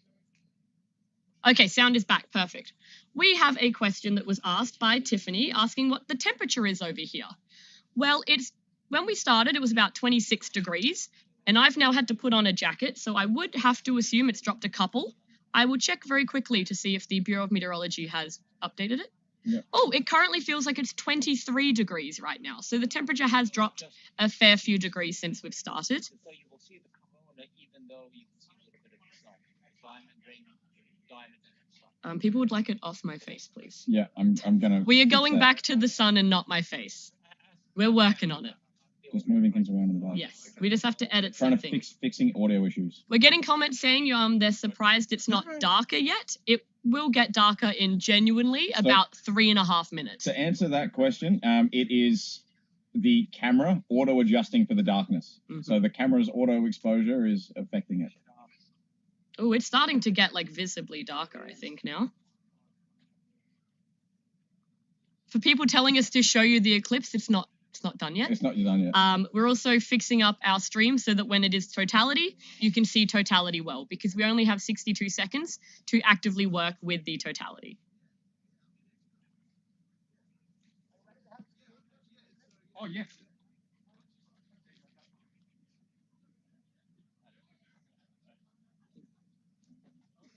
Do we have an ETA for how long it is off my face? Yeah. Oh no, it's fixed now. It's Oh. off my face. Okay, perfect. Yeah. Shouldn't be any sound. Oh, there's no sound again? There shouldn't be. Yeah, there's no sound. It doesn't matter. Can I have sound back? No. We'll go with the last part of it. Okay. Things about to kick off. Can I I need say? to focus as well. No, I know. Can I say verbal? Because people are going to be like, oh, the sound's cut out. So can you turn it on so I can say we're Yeah. turning sound off? Yep. Okay, so it's going to go full face again. Okay. Tell me when there's sound again.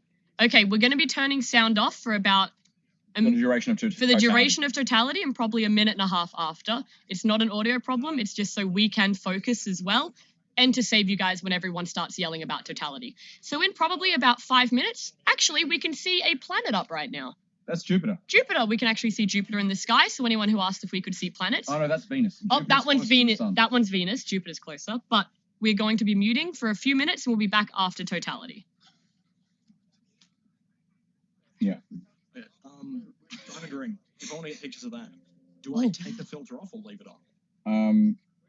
Take the filter. Is the filter off? I don't know. Ask Andrew. I would leave it as whatever you're done. Yeah. I would ask Andrew. I was like, get it off my face because people on YouTube Yeah. were complaining. Yeah. And then someone else in the chat went, we like your face. We just like the sun more. Yeah. Will I take my cover off when you guys stream totality? Yeah. No, when you hear us say filters off, Filters off? Take it filters off. Yeah. And then just sound start like shooting. 10 feet. Yeah. Yeah, okay, sweet. Yeah. Okay, I'm getting people say they can still minutes. hear us. Is that true or not? Huh? Venus. I'm getting people say. Oh, it's Venus. Oh, that's so weird. Yeah, I don't like. Yeah. Well, Venus is visible.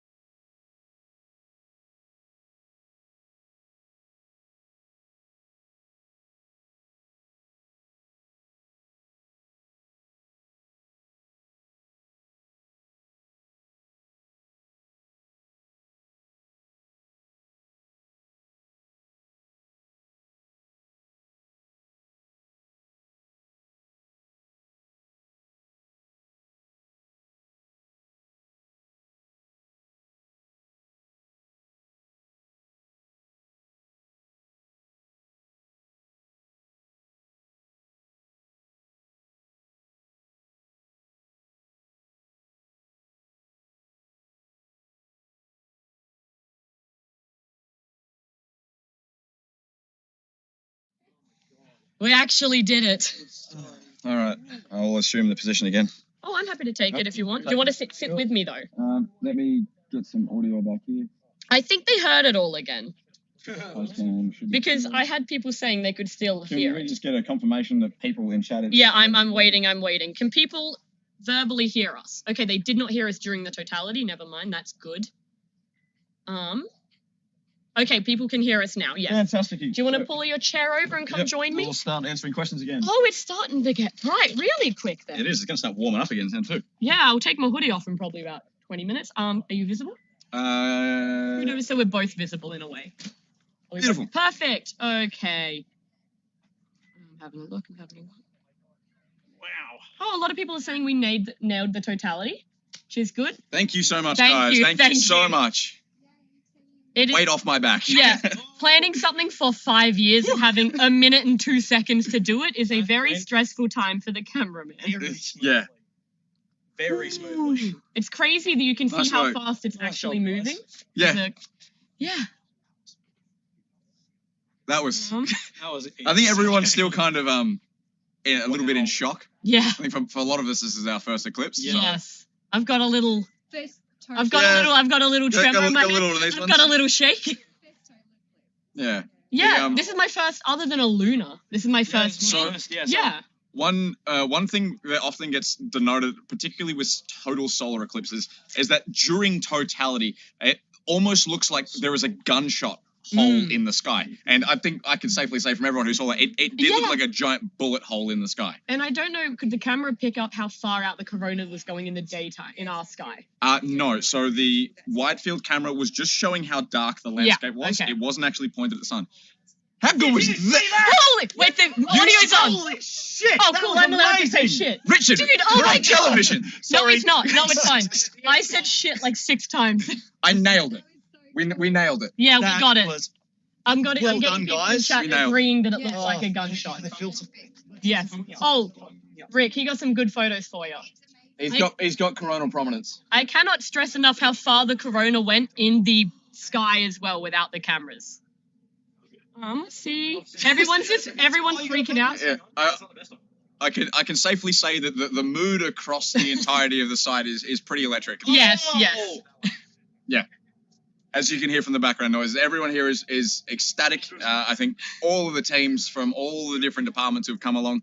Go forward. I haven't heard any swear words in a bad manner, so I think everyone's experiments have gone swimmingly. Sorry to the 7-year-olds that we swore a couple Apologies to times. the preschoolers. Yes, Um, but I was made aware earlier that there is actually a team of guys here who are recreating the Walal experiment, which tests Einstein's theory of relativity. So hopefully, those guys have got all of their data that they needed to kind of prove their experiment. I can see the team from Shanghai Planetarium. Yep. Those guys are bouncing around in the background. Yep. everyone's they're having a ecstatic. very good time. I think they've just gone through their filters and Yep. they're having a blast. Amazing. Oh, that was Can you well see a done, little bit? guys. You can both be on? Very well done. How are we doing? Really good. Can you screen this with them both be on? Yep. Richard, do you want to stick your ugly mug back on the Are we camera both? again? Yeah, why Are we not? both? Oh, yeah. Oh, okay. I'll jump back in Come here. join me. Oh, never mind. It'll just be me again. I'm just gonna stare at it a bit longer Yep. with my glasses on. Oh my god. Okay, most of the chat is just screaming. Yes. And we weren't muted for the entirety of the totality, so there was, other than your shit bomb, Yeah, yeah, I yeah. may have also said it a few times. There is You did. there's a couple of people saying language warning. Do bear in mind this This is a pretty significant event. This is also Australian. This is a human reaction to these kind of things. And Yes. you're surprised. You should be lucky that's the worst we said. Yeah, sorry, Yeah. sorry. Dawesville actually got noticeably colder as well. Oh, yeah, Dawesville. so it's south of Yeah. Mandurah. Yeah. Yeah, yeah. We got noticeably colder.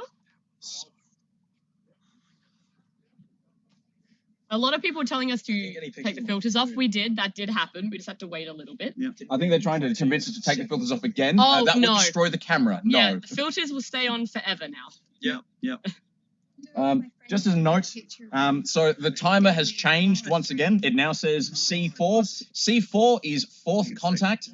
So that means when the moon has its final touch against the disk of the sun, that will take place in approximately 85 minutes from now. Roughly 102, I believe, Correct. which is when the eclipse is over for all Yeah. intents and purposes. Is this taking it? So, yeah, last night I thought I was going to be using a camera. It worked perfectly this morning. Oh, you got to see that. A lot of people are asking actually if we sell our shirts. No, this is actually our work uniform shirts. They are very, very cool, but they are not for sale. If you come to Perth and work for us, then you can get a shirt. We got a comment again, Mitch, from a Hayden Crisp. Yep. Make sure you archive the stream. It'll be a shame to lose it. Oh no, don't worry. I've got everything backed up. Everything's It's all backed there. up. I'm surprised Thank he's not you, just directly texting us at this That's point. it. So Celia said the best bit was Rick losing his shit on Channel 9. Yeah, that's it. Oh, you lost it on the I you lost nearly it on did. national TV. Well, kind of. I was looking up at the totality, and this sudden. I just got overcome with emotion, and I got choked up. I was Choked up, yeah. lost Yeah. for words. It was just I have magnificent. Wow. another question for you. Yeah. What are the filters that we keep referring to when we're talking about taking filters Yes. off and White on? Okay. filters. So I've got a couple of filters. So the Coronado telescope is a dedicated solar telescope. Thank you. So it's a dedicated solar telescope, and it uses a series of filters within the telescope. So it's dedicated to only looking at the sun. On the William Optics, the one that gives us the white light image, we've got a piece of mylar on the front, and this mylar is special solar filter. It's special grade solar filter, and that blocks out all the UV, all the IR, and certainly all the a majority of the visible light as well, so you don't torch your sensor on your camera. The other thing is, of course, on the camera that's been taking stills, my son's been doing that. He has another mylar filter that I use solar film. It's very similar to the glasses, your Eclipse glasses, and that is safe to look at through as well. So yes, they're the solar filters that we use. It says a few other people in our YouTube chat also saying they loved your reaction on Channel 9. Oh, great! Yeah. Thank You're you. gonna I thought I was actually going to hold myself together and go, oh yes, and here we'll be all professional and say, oh yes, there's totality now and 62 seconds. Is it beer o'clock yet, No, next it's mouth? It is most certainly Oh, beer o'clock. absolutely. Beer o'clock Absolutely. Yes, I am going to crack one open soon. We had actually some people from that camp Eclipse that came Yep. up and visited us last week. Yep. They're watching this as well. If you were Nice. from there. Hey guys. Thank you for Hey, coming how you up. doing? Thank you very much. A lot of people saying thank you for sharing this with us. That's Would what we have loved do. to hear That's the what we energy do. of the crowd. That's our job. That is what we do. I saw another really good one. Sad because we can't see it in New South Wales. You guys got a partial eclipse in New South Wales, but I think it was only about 10%. Yeah, but in 2028, you guys are going to actually get to see a total solar Yeah, eclipse, You're gonna crack and it on goes that one. right over Sydney. So, Totality for like 5 minutes or something. oh no, that's up in the northwest of WA. So they'll probably get it for about 2 or 3 minutes, something like that. To answer the question, why is it C4 now? C4 stands for fourth contact. As I mentioned earlier, fourth contact is when the disk of the moon finally uncovers the sun. And basically we go back to seeing an entire solar disk again. That will occur in 81 minutes. So we've got quite a bit of time for that to take place. We have a lot of people saying that they took screenshots of our stream to use for things like that. yes, we If had- you check our Facebook page, and probably, how long do you think until we get photos up from this? Facebook. Give us to the end of the day. Yeah, we're going to be travelling for a bit. Yeah, picking maybe- up, so maybe we'll try by and get Monday. we'll try and get something out maybe we can't because we're not going to be anywhere near mobile signal. Maybe try Monday. Yeah, If you have a Monday. look on our Facebook page, Yeah. Gravity Discovery Centre and Observatory. You can also find the link in our YouTube channel. We'll have some of our proper camera photos there for you, so you don't have to use a screenshot from your phone. And also, someone just mentioned on the Bureau of Meteorology Himawari sat view, you Yep. can see the shadow moving across the earth. Oh, I'm going to check that. I'm going to very check quickly it, yeah, check you're it. going to check that Quickly right check now, that. yeah. And thanks for saving us the trip to Exmouth. Yep. There's a lot. Okay, let me see if I can pull up the Bureau's satellite bureau. I am, yeah. Oh, you can. I've got you two. can. Let's see it. You Can you share that on the Okay, stream? Yep, I'm going to If do you that. guys bear with us for a moment, we're going to get share a screenshot the of that. meteorological satellite view Screenshot of that. the eclipse passing over. Transition. So, yeah, there you can see Oh yeah. Whoa. that there is the shadow of the Earth, or shadow of the moon, rather, cast over the surface of the Earth from the eclipse. Yep, it'll catch up in a few They might scream about no audio, so I'm just going to come back. Yeah. Just some of the beats of the records. So that there, folks, that was a live view from the Himawari 8 satellite. It's owned and operated by the Japanese Meteorological Association. And they allow the Bureau of Meteorology to use it as well because they pick us up in it and they share it. So that their darkness you could see over the west coast of Australia was the shadow of the moon being cast across the globe. So that is, what the eclipse looks like if you're out on a satellite. Oh, wonderful footage from Yagan Square. Fantastic. Thank you very much, guys. Yeah, sure. Yeah, well, if you start getting headaches and sore eyes, You start seeing funny little crescent shapes in your vision. Yeah, a lot of people are saying they agree about the gunshot in the sky. Yes. But they do. That's only left come down. I'm still shooting partials to C4. I'm catching up. I had to scroll through all the screaming to find the question, so bear with me, everyone. We get you guys are enthusiastic. Yeah. We appreciate that. Yes, thank you. It's also going to make the next hour and 20 minutes go a lot faster having questions. Did you get to check your shadow and do the experiment, Brady? Yes, we did, Brady. So we did it with. We tried to capture it on the web camera. It was very tricky. I'll see if it still affects now. Yeah, so it's still happening now, where the bottom of your shadow is sharp and the top of your shadow is all fuzzy. Yes. So, however, the camera kept trying to autofocus it, so it wasn't really able to be picked up on the camera. But we saw it with our own two eyes. Yeah, we many can confirm. pairs of two eyes. Can confirm it does happen. We will show you guys our still shots. However, we're not able to do that now, as they're in cameras behind us, and we've got a very big setup. Yeah. So if you guys probably early next week, if you have a look at our Facebook page, that's where the stream photos will be. Yeah. Daniel, is that camp still? There's an 11-year-old in the chat, a parent of an 11-year-old who would love to work at the GDC because he goes regularly with his. Oh, nice. Fantastic. If Thank you jump you. on our website, send us an email or to bookings@gravitycentre.com.au. If there's anyone in Perth who'd love to volunteer, we'd love to have you guys along. Drop us a line and we'll reach out.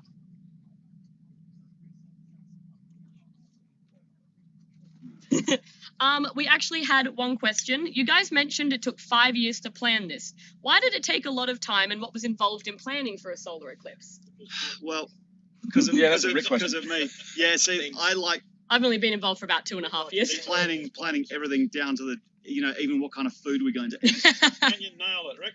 Yeah. Congratulations. Yes. But It worked. 5 years of stress was worth it. yeah, well, it's always plan early, and be prepared, and hope for the best, plan for the worst. So carry redundancy. So all of that, plus working with the state government and actually warning them what it's going to be like, because they had no idea, and they thought, how are we going to cram all these people into Exmouth? And I just told them what it's going to, what to expect. That's it. And then working with other organisations to actually make this a reality. It wasn't just me, but this area that we're in now, I wouldn't have been able to do this without everyone here. This is a team effort. There's no I in team, as they say.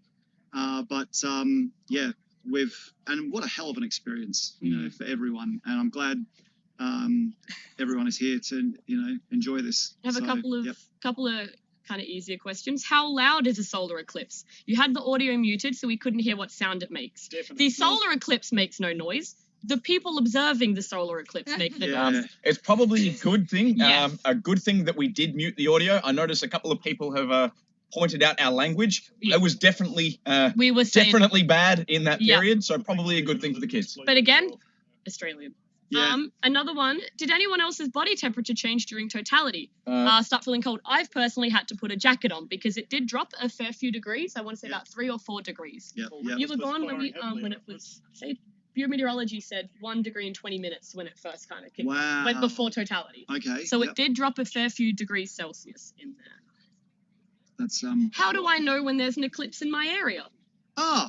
Well, like I said, there's this amazing French eclipse chaser called Xavier Ubia. So XAV. You say again? UBA. Spelled JUBIER. So UBA. I got another question. UBA. I'm a few minutes late to getting to it, but someone was referring to the 83-minute timer. Is that when the sun will be completely eclipsed? Yes. Yes. When the No. sun will, when the No moon will longer. become- Yeah. no longer eclipse. Yeah, so Completely bug it that off. 83-minute timer, which is now 76 at the time of me getting to the question, that is when the eclipse is over and the moon will have moved entirely out of the way. Oh, it's getting bright enough. I might have to put the sunglasses Yeah, I on. had to ask him to drop the brightness down on the I camera. hate it. It's the exposure. Oh, my brother I'll just just, put my eclipse glasses on. They're the best sunnies you my ever need. brother just Yeah, that's texted it. me. Sounds like you guys really enjoyed it, so he got some Yeah. audio at some point. Yep. A lot of people saying thank you. It was amazing to watch it. A lot of people from Perth. Yep. A lot of people Excellent. just from everywhere, honestly. Yeah. I'm in Perth, the crickets are singing, and my rooster started to sing again. Definitely reduced light in Perth. Fantastic. Yeah, Yeah. I think Cool, yeah. so. Yeah, animals are starting to think it's dawn again. Yeah, fantastic. I wasn't able to get a count for this one myself. How many long coronal streamers could we see? Oh, I'd have to go back. I want to say You have to go back and look at the I want to footage. see not naked eye safely. There was a Yeah, naked 10 eye. at least. There was Yeah. there was a lot coming off that you could see normally.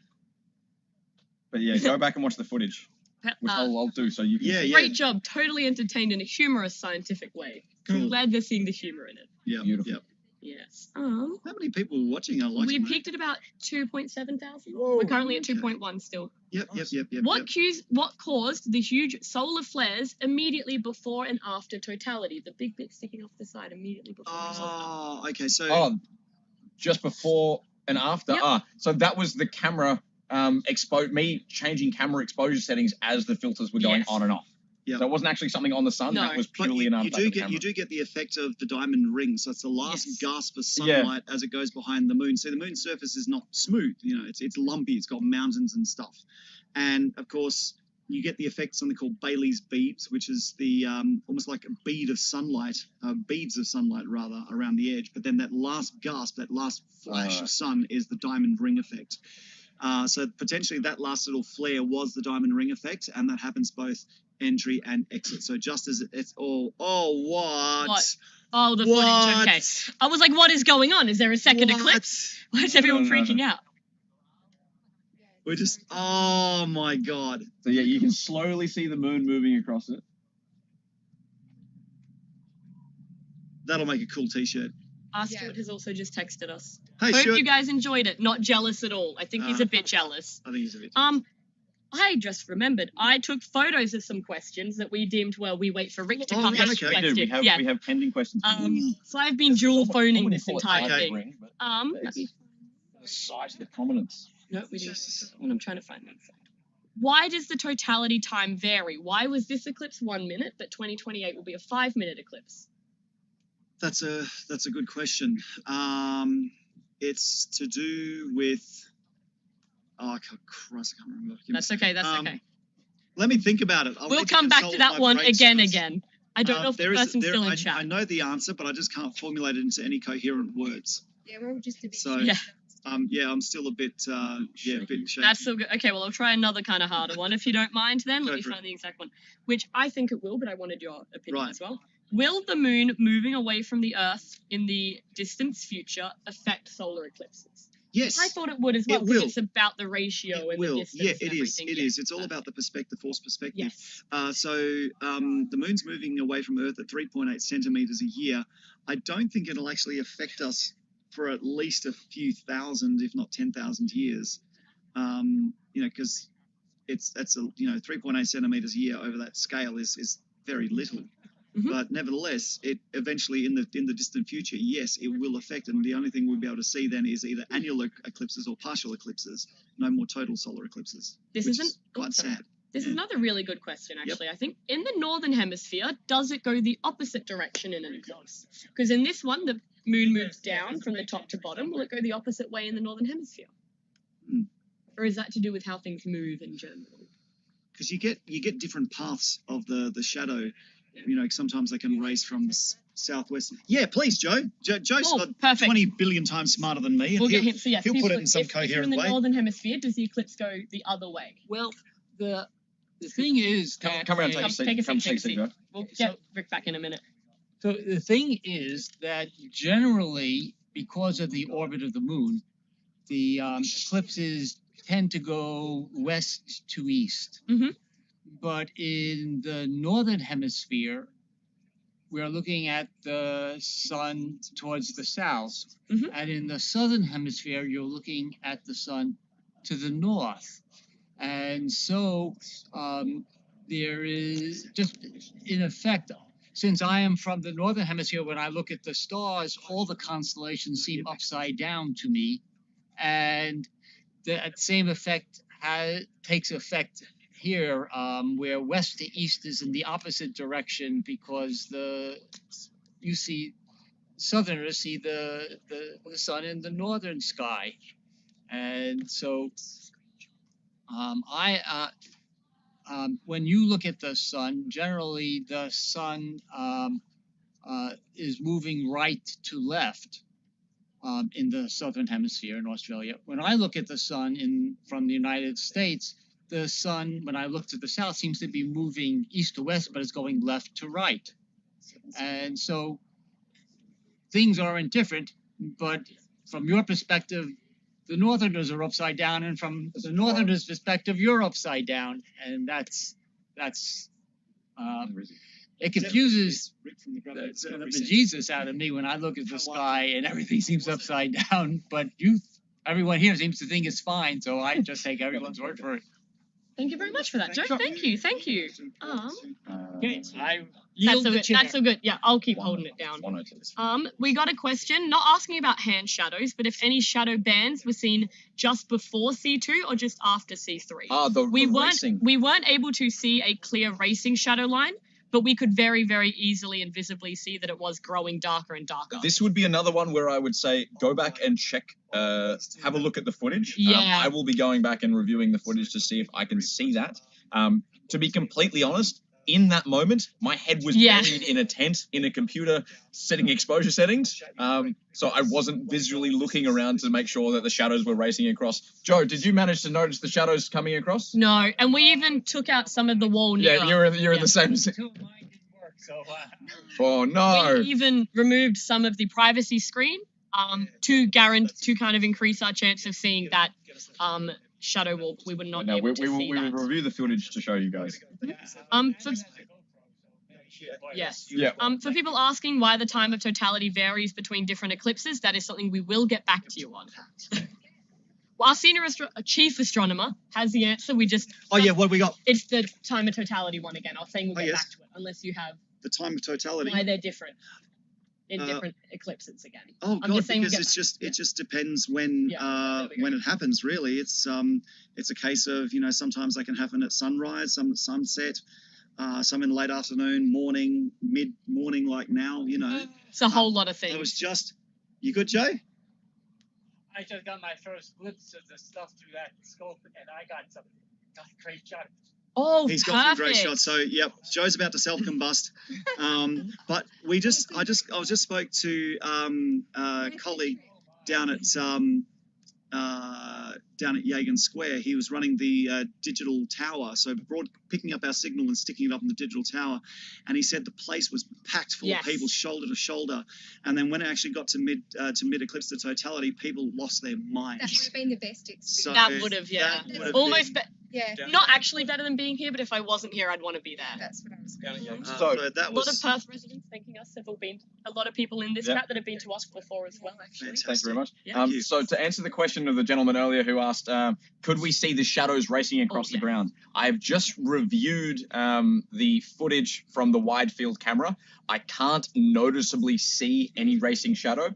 Part of me thinks that might have something to do with the camera's auto expose settings, compensating for the change in brightness. But what I will do is I will quickly just jump, we'll lose audio for 2 seconds, but I'll jump over to a screen share just so you guys can see once again what we were seeing during totality. So I'll quickly bounce this over. You guys will lose...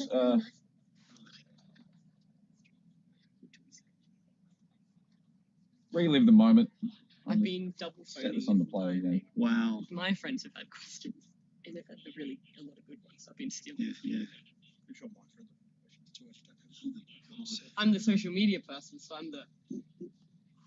Alrighty, so we are back, we don't have folks. Facebook. I need So yeah, that's just a quick relive of the moment of what we were experiencing up here during totality.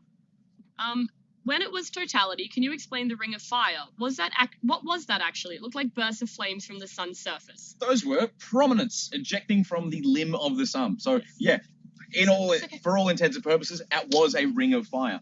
So what we're actually doing in a moment now is we'll change our telescopes over. We'll go to our hydrogen alpha telescope and we'll show you some more of those prominence live. Oh wow, that photo you got really good. So give me 2 seconds. Are they going to lose audio? No. Okay. We had a question for you, Mitch. Oh, fantastic. What yes. is the name of the equipment that we've used for the observation of the eclipse? Oh, fantastic. So our white lights telescope is a William Optics refractor. Rick, what model exactly is your William Optics? It's an FLT 110. An FLT 110 Yep. William Optics refractor.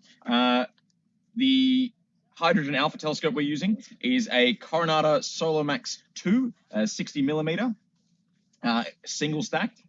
As for cameras, the white light image is brought to you via a ZWO 294 MC Pro camera, and the hydrogen alpha image, which we'll be moving to in a moment, is brought to you by a ZWO 183 Pro camera. Alrighty. It is 11:57. All right, You want to do it now? Or do you want me to get you out?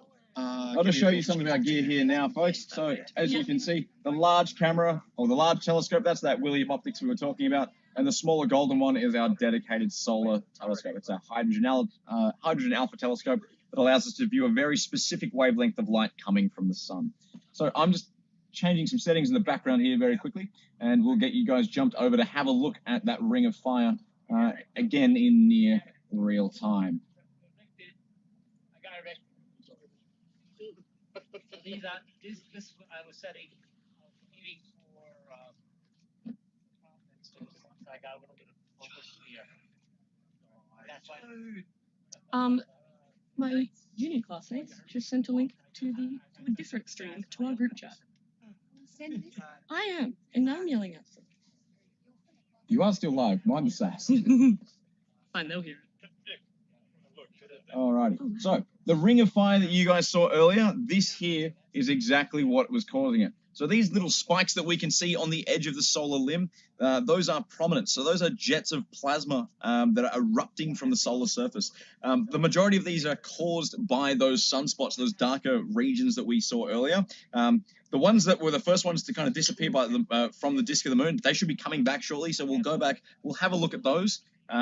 And you'll get a bit of an idea of exactly what causes a number of these prominence or flares to occur from the side. To really put things into perspective, though, to really sell this perspective of things, this prominence here, where my mouse currently sits, that is close to 6 to 7 times the size of our planet, and that's being conservative.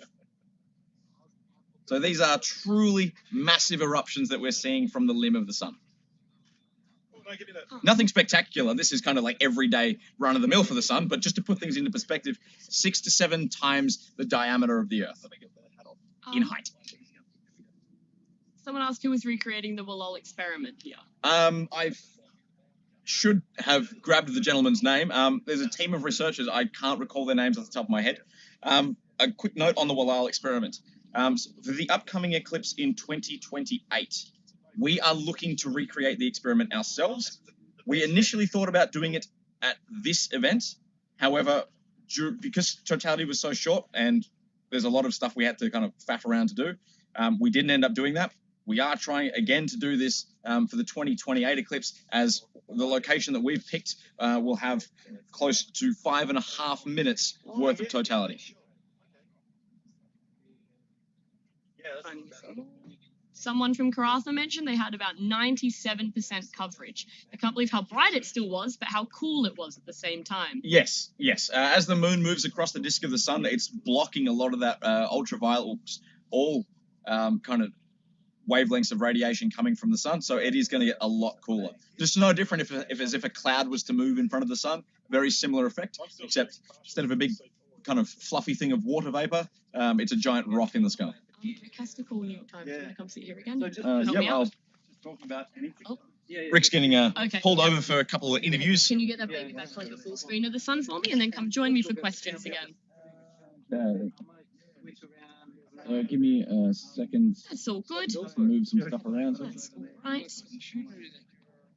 Doing a little swap around. Here's all the data. Filters off. SER files. Yeah. Have you got SERs? I have SER. Can you play an SER? I can make it a play. I can do that. You want to do that now? So we'll do one. Plug it in. I'll find something. So we've been graciously handed a hard drive from Joe, who's going to show us some of the footage that he's managed to capture. We should probably not go live with me until I find the one that I have. Yeah. Oh, okay. Wait. Do you want to do it now? Then, or later? So do you know what file it is? Or we got to check them. I can check on my other computer. Yeah. Can you just tell me which file name it is, and I'll find it up. I'll get my SER software together. So. I will warn you, it's in a folder that says "Okay to delete." Okay to delete. Got to change. That's a bit counterintuitive. I will make sure not to delete said folder. The really important files are in the OK to delete folder. Okay. So Becca, we got any more questions rolling? I'm catching up now. I'm trying to catch up. Oh, someone actually updated us. I was off on the number because I obviously missed it. We actually peaked at 4.2 thousand people watching, not the 2.8. We'd actually gotten up to 4.2 thousand. 4.2. I'd love to know how many people were in Yagan Square. Oh yeah, that'd be a good one. If anybody has any, or was at Yagan Square for the event, if you could send some photos through to our Facebook page, yes, the Gravity Discovery Center on Facebook, that would be absolutely fantastic. We'd love to see the event. I just called up fellow Zeppo. Yep. To embed him. Bill Daggins, yeah. So he said that the place was packed shoulder to shoulder. And he goes, you should have seen the totality. That's a good idea. It was live on the screen. Everyone was live. Oh, here's a good question for you, Mitch. Yep. Why is the shield around the front of our telescope so much larger than the aperture? The shield? Yeah, the sun shield. Why is it so much larger than the aperture of our telescope? So people can understand exactly what I'm talking about, I'll just jump back over to a view of our telescope here. So the reason that sun shield is so large is to actually keep the camera nice and cool. That's all it is. It's basically we're using the shadow from that shade to keep direct sunlight off the camera and other sensitive electrical instruments, just to stop them from heating up and malfunctioning. Great, guys. Keep going. Yeah. Oh, what was the longest totality solar eclipse ever recorded? We will get you that answer. I will dig that out momentarily. Let me Google that for you. We know a lot of things, but we do not know A lot of everything. There are a lot of numbers, a lot of things to remember. For people asking where are we are currently in Exmouth, Western Australia. 329_6. That'll be a diamond ring with prominences, and the next one will show the prominences and chromospheres. 329_6. Fire capture test. Okay to delete contents. Yeah. Sun. 329. _6. 3/6. They're all fours. Oh, so it's date 329. He was just finessing the CA and implanted a bit 7. Not that folder. Is it in the sun folder or the moon folder? It's in the sun folder. You're possibly in the wrong date. Fire capture. Okay to delete contents. Yes. That's the one. Oh no, it's the 14th of the 4th. It should be 20th in the name. 20th and 20th. 20th. I'm checking in a minute, but I believe it's the time. Go back. He's Okay to probably a delete dime. content. Yes. And you can tell him, and I'll just Sun. Sun. No, it's on your shoulder. On your shoulders. Okay, I have just been texted an answer by one of our astrophysicists, Hayden, relating to the timing difference question. And the main factor in timing differences between, why some eclipses are 1 and some are about 5 minutes is how directly the umbra or the shadow actually passes over the site.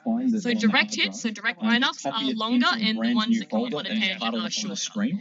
And I'll get the if the camera can show it, but he has drawn me a diagram. I haven't got a thumb drive. Yeah, just use that.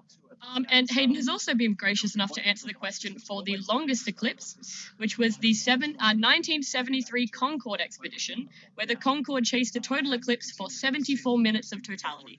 Hayden is texting me answers very nicely. Fantastic. Thank you you, very Hayden. much, Hayden. For those unaware, Hayden is one of Hi. our fantastic Yes. team at the Discovery Centre. He's one of our Hey, you lot, astrophysicists. shut up He's a bit. no, he's texting me. I know, so We're live. Spider. We're live. Don't worry about me. Yeah, no, there we go. So we've come here to live stream the whole lot. Thank you, colleagues Hayden. over here answering questions from people all around the world. Do we have Uzbekistan? We have so many Uzbekistan. And now that we've people. mentioned Uzbekistan, I think They're they're going to go spam crazy in the flag chat again. yeah. We'll get more Uzbekistani flags. Thank you very much, Uzbekistan, for the We support. appreciate the love. Does the moon? Oh, here's an interesting one. Does the moon's surface reflect the sun's heat back and light back at the sun and possibly cause spontaneous flares?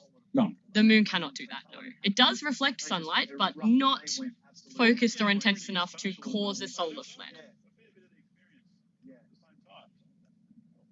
That was amazing. I spoke to my colleague down at Yagan, Zempo. Flat Earth is left after that. Which is hotter, a pink star or a white star? Pink stars do not occur. White stars. White stars. White stars are also some of the hottest stars regardless, and pinks do not So exist. yeah, thanks to A lot of people saying thank you, Hayden, for the answers, so thank you, very much, Hayden. Hayden. Oh, and there's a bunch of Uzbekistan spam and flags Here now. we Yeah. go. Beautiful. Uzbekistan. Thank you, Uzbekistan. Hayden said hi in chat. Hi, Hayden. Oh my god. It's all just Uzbekistan.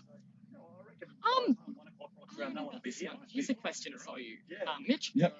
In Uranus, Yes. is it possible to see Jupiter and Saturn covering the sun one after another, like a double eclipse? So if- They wouldn't eclipse the sun. So you would see a transit, you would Yeah. not see an eclipse. It would not be a full block out, but it would be a tiny dark patch.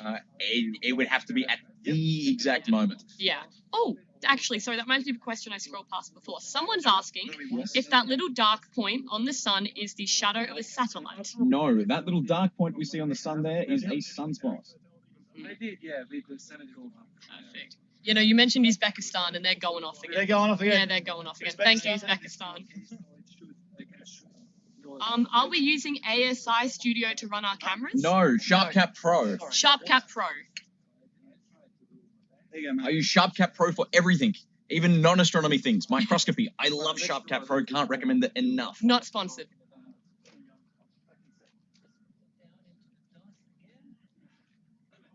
So yeah, that's this sunspot we see here. The dark inner part or the core of the sunspot, where my mouse is currently sitting, that is known as the umbra. That there is the region of highest intense magnetism, and then this kind of fringe that we see around the exterior, that is the penumbra. Slightly less magnetism, but we can see a lot of effects here. This sunspot here, I could easily fit Earth roughly five times inside, 5-6 times. It's pretty big. I've just been texted by Stuart. The C4 timer has stopped, and I can confirm looking at your screen that it has stopped. Let me fix that. We will fix that timer in a moment. We also had someone ask what was the most exciting moment of the totality for each member. I think it's the actual totality What was the most exciting Letting them- moment for each member? of the totality. I think when I pulled I saw it on the screen first. Yeah, when you came out of the box. I saw it on the screen, and there was a large flare during me getting exposures right, and my heart sank, and I thought, did I call filter off too early? And was I about to fry this camera and ruin the entire thing? And then it was just me dealing with the exposure times. Once I got it right, and I pulled my head out, and I looked up for the first time and saw it, and I said to myself, why am I even continuing to look at the screen? It's right there above my head. Yeah, I think that's when it sunk in. it's just being able to look at it and see the flares coming off the side. Yeah. What do you guys think, Daniel? Michelle? What was the most best exciting moment for for you guys? Okay, Michelle, what do you think? For me, I had to change filter on the telescope. Oh, yes. You had a very important job. You did a good job. Yeah, no, I was posed there for 60 seconds beforehand, just trying to get that perfect smooth transition. And you- Smooth transition, so you could see, you wouldn't be able to see that there was a glitch, or it was a smooth transition between when the totality was there and when it wasn't there, as well as for myself when I had my camera, because I was videoing everyone's excitement, wanted to capture that moment for all all of us to watch later on and laugh at ourselves. Yeah, when I went up to the sun itself, you could actually see, even just on your generic Samsung phone, that the video could actually see that there was a dark circle in the middle of the sun, which you wouldn't normally see, obviously. And thirdly, as well, just with Yagan's Square, came up with that idea about 6 months to a year ago now, and had a good chat with Rick, and seeing the team bring it to fruition was awesome. Such a magical experience. And I've got getting all these text messages through from people that were at Yagan Square, seeing all the people down there enjoying the moment. So yeah, really happy that everyone was able to partake in the event together. So yeah, just a beautiful experience, really magical. Can't beat it. For anyone who'd asked about temperature changes, it's warmed up again. I've had to take my hoodie back off. I had it on for a bit there, not anymore. Question, which one is better, solar eclipse or a lunar eclipse? Solar. Not even a challenge, not even an argument, solar. 329_6. Beautiful. Does Mars experience solar eclipses? No. Phobos and Deimos are too small to. Yeah. The moons are too small to eclipse the sun. How dark was the sky when the eclipse happened? Pretty. So it wasn't. It wasn't twilight. Yeah, it's twilight. It wasn't pitch black, middle of the night. We were able to see Venus and Jupiter, and it was twilight. Like the sun was setting, except the sun was at the very top of the sky. A lot of people commenting on how good your shot of the sunspot was. The next few after that. What I'll do is I'll copy the folder across. What? And I'll give you back your hard drive. What mount are the scopes on, and what tracking software is running the mounts? Okay, so there's no tracking software currently being used on the mounts. The mount itself is a Losmandy Gemini 2. We've got a weird dovetail set up on it. I'll switch back to the live view for that. Just moving some files around here. While he's doing, I have one thing to. Can I interject with one question? Yeah, go ahead. While he's doing that, after the Mars question, someone says Mars doesn't have a moon. Mars has 2 moons. They're called Phobos and Deimos. They are asteroids, basically, that have gotten a little bit. They're not as nice and round as our moon is, but Mars does have 2 moons, Phobos and Deimos. But it is possible to image them. Amateurs have imaged them. Yeah, we can get photos of them. It's kind of an advanced project to image the moons of Mars. It's not easy because they're very easily lost in the glare of Mars itself. Our time has stopped again, Mitch. Yep, I know. Oh, okay. I know. People are also requesting a zoom out again on the sun if they could. Zoom out again on the sun? Yeah. Yep, I'm working on things as we speak. I have another question. What would happen if it was a cloudy day today? What would happen if it was a cloudy day? Murder. Oh! You would hear me invent new swear words. I don't know what my safety would be like. How close could man safely get to the sun? Well, there is talk about manned orbital missions to Venus. Yep. And the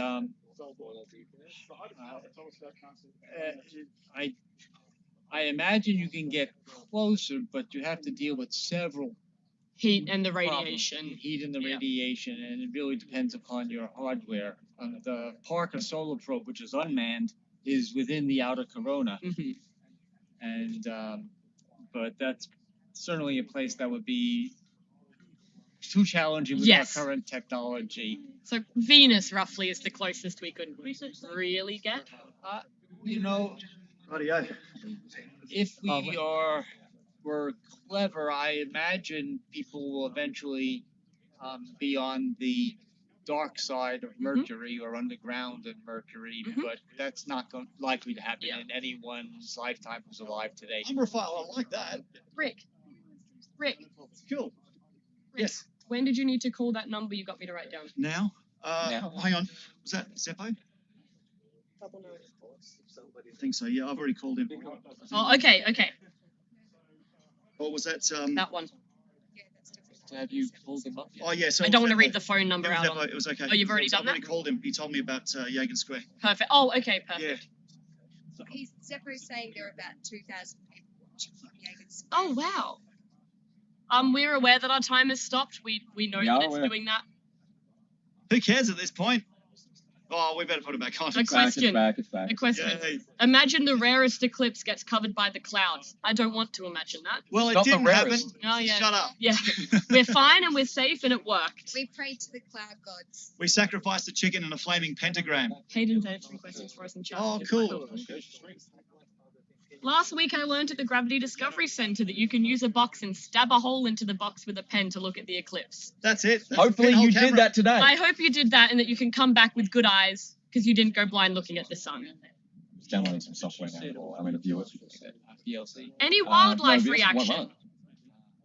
I just tried with VLC. I'm using auto stack it, so I'll look at being able to see the individual frames. Well, you may auto stack it may have trouble because these are full frames. It'll lag a bit. It may not have enough memory. I'll have a squeeze. How many frames are each file? 5. 5 frames. Yeah. Question: what part of the 13-year sun cycle are we currently on regarding sunflower? It's an 11-year cycle. Yep, 11 years, and I 11 years. believe we're hitting And we are the peak. approaching maximum, correct? Yes. We're just we're coming hitting up the to peak. solar maximum. This has been a very peculiar cycle. Yes. Yes.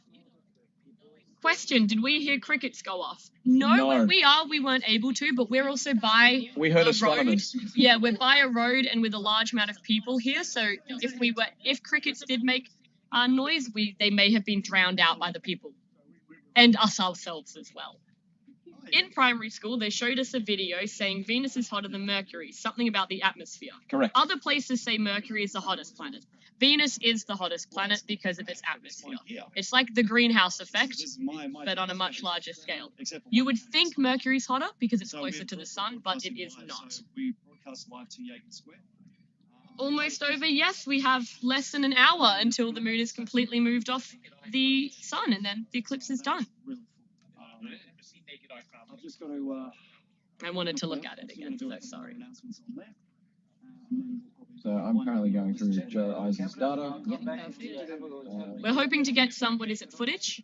Yeah. We're hoping to get some footage that was recorded by another astronomer here with us that we can put in onto the stream for you guys to see as well. Next, just drive back. Is that a good woe or bad Big. woe?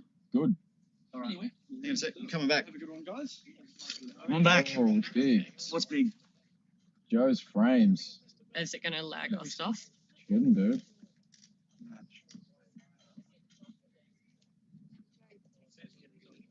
Also, I was incorrect before. No, so I I'm got doing them off. the actual peak we hit on YouTube was 4.8 thousand. If you can. That's email all right. me I some know images I and was at one point I was. But don't forget, we're streaming out to other No, I know, but you platforms that will be like. Yeah, you'd asked me before how many. And I So, told you. What we're going to do, folks, we're going to lose audio temporarily, but I'm going to show you guys an image that was taken by Professor Joe Eisen, who's over here with us. This is what he managed to capture through one of his telescopes. What you're going to see are some red filaments erupting from the limb of the sun. Those are solar prominence, and we also get to see the diamond ring effect around the 7 o'clock position. One of them you can catch the chromosphere. On one of them, you can catch the chromosphere. So that's the clearest frame. A lot of them got a lot of warping to them. Pressing your eyes. So that's No, my eyes are open. I'm Yeah. just like staring. And then, see that warping, or is that just from seeing conditions? I think that was probably the telescope being used. Oh, that's kind of creepy. Yeah, I know. Does Michelle know? Yeah, I can. Oh, okay.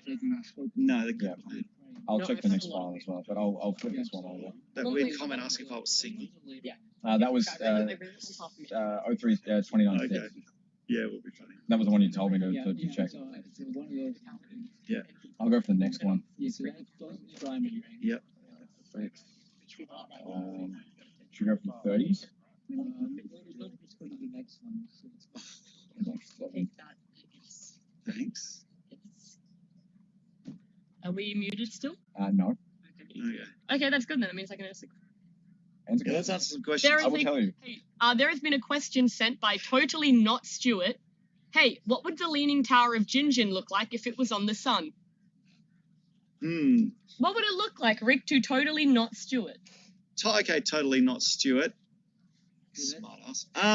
We're streaming. Oh, that's all right. Just So totally not Stuart. What would the leaning tower of Gingin look like on the surface of the sun? It'll be bright for a start. I'm sure it'll lose its structural cohesion after a few seconds and turn into a puddle of iron and then just disperse into its various atoms and elements. So yes, it's kind of crap. Oh, I've got 2 seconds. I'll be back. Okay. You can show one. And then have to restart. I'll do that. I'll just restart it.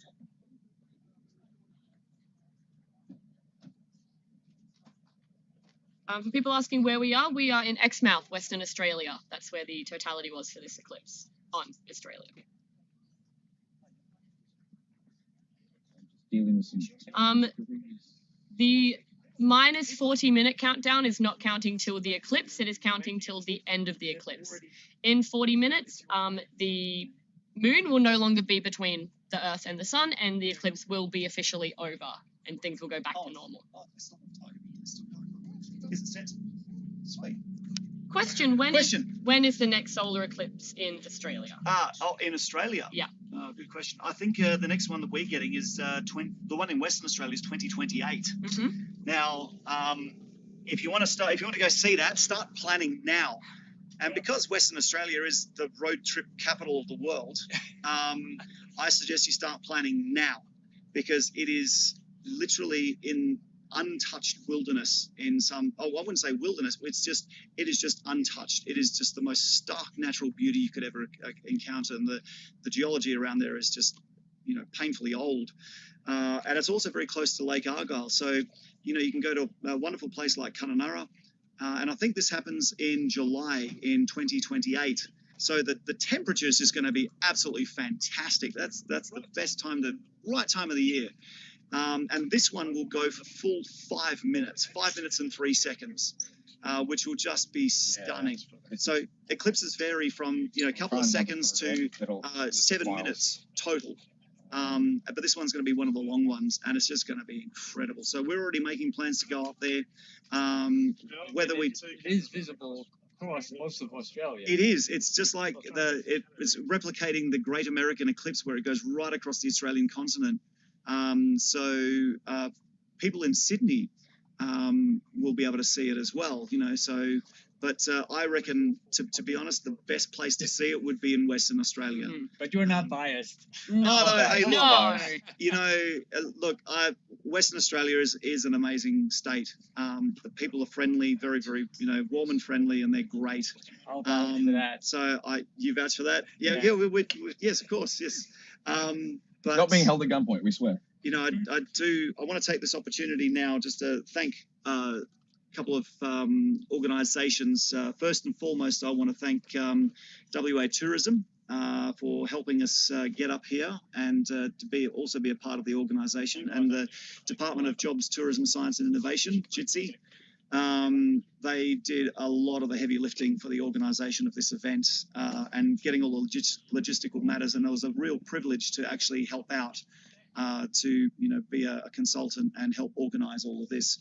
I also do want to make a special mention to the WA Space Forum. So we've got one of their representatives over here. In fact, she was the brainchild of the actual whole thing. I still remember having a coffee with her. This is Michelle. There she is, and still remember the inception of the whole thing.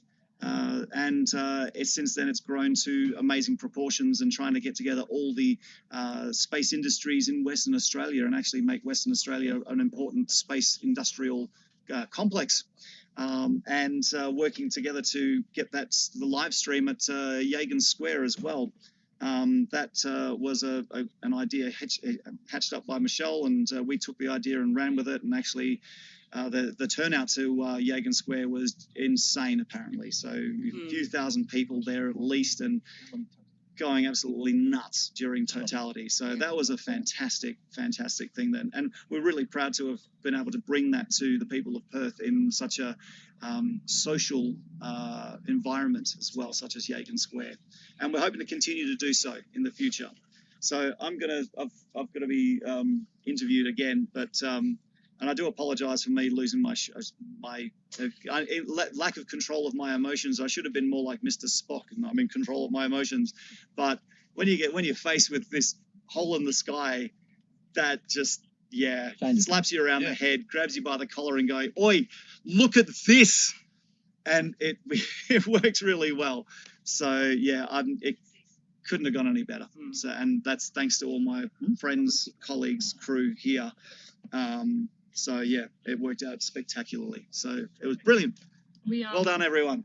We had one question asking us if we can stream the after party. If you didn't like the language we used momentarily on the stream, you're not going to like the language we're going to use in our after party. Oh, look, who gives a shit? Broadcast it. No. There you go. I said it. So what? It's a part of the modern day vernacular. And if anyone gets bent out of shape by a couple of swear words, honestly. I had another question for you, which it's taken me a bit to get to, so sorry. Someone wants to know if they can use this to prove to their friend that the Earth is not flat. No, you know what you need? A baseball bat. No, Rick. No, right. Seriously, no, don't argue with flat earthers. You just won't. You cannot change their minds. Honestly, if they're dinkum, if they're serious about trying to understand, the Earth being round and all that kind of stuff, they will actually ask genuine questions and not try and threaten. Not so much threaten you, but talk in a very aggressive manner. What about this? What about that? And blah, blah, blah. If they're genuine about wanting to know whether it's flat or round, then they'll ask genuine, proper questions and then be receptive to those answers. If they say, well, how do you explain the horizon? How do you explain this? And then just fob you off or say, oh, I don't understand that, so therefore it doesn't work. You just give up. Seriously, there's no point. Not. But I still like arguing with them. It's hilarious. Good fun. It's great fun, yeah. Until they start graffitiing your toilets in the GDC. Whoever did that, we know where you live. For people asking about a wildlife reaction, we couldn't hear very much, but that's because we're near a major road. Oh, I saw some birds flying around looking a little confused, thinking, shh, I got to get home. Okay. It's turning dark. Oh, no, it's getting light again. Rick was able to see some. From our vantage point, we can't see many birds. We can't hear any crickets even now that the sun's back up, but apparently there was here. And also someone in Perth, I think it was, also reported crickets and their rooster coming back as totality, or the highest point in Perth passed over. I don't know. I'd consider astronomers to be animals, and that's wildlife. Us animals made a lot of noise. Lots of hooting. Yeah, hooting, swearing. Is our white light filter adding a little orange color to our image, or are we on hydrogen alpha? No. So I will dispel this now. So I am using some false color. This is what the white light actually looks like. Okay. So there we go. It looks a bit pink. That there is the true color that's coming through the telescope. I haven't changed any colors. That's fair dinkum what it looks like. Why do I then lie to everyone and make it look like the sun?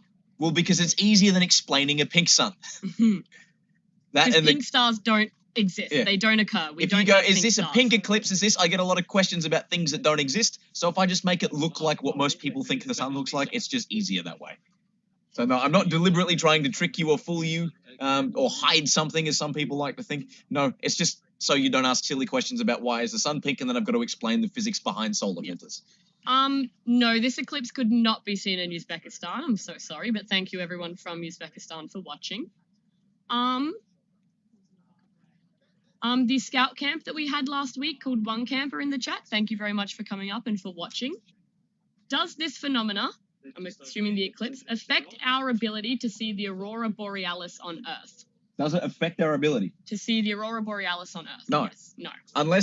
Unless you are standing in the line of totality during the eclipse and during aurora, no. Yeah. But even then, if you were on the line of totality during an aurora, it'd actually probably help you see aurora. It'll be darker and easier to see. Yeah, easier to see it. Is it true in the far, far, far future, people won't be able to see an eclipse/lunar eclipse? In the far, far, far future, we won't be able to get total solar eclipses because the moon is slowly drifting back. Do you remember the rate? At what rate? Is it 2 centimeters a year or 2 millimeters a year? I'd have to look up the exact number, but it is slowly drifting. The moon very, very slowly drifts away from Earth, and in hundreds of thousands of years, it would have drifted out far enough that kind of the perfect lining up in ratios of sun, moon, Earth will mean that we will no longer get a total solar eclipse, yes. But that is not a problem for any of us to worry about. We get to see total solar eclipses just fine.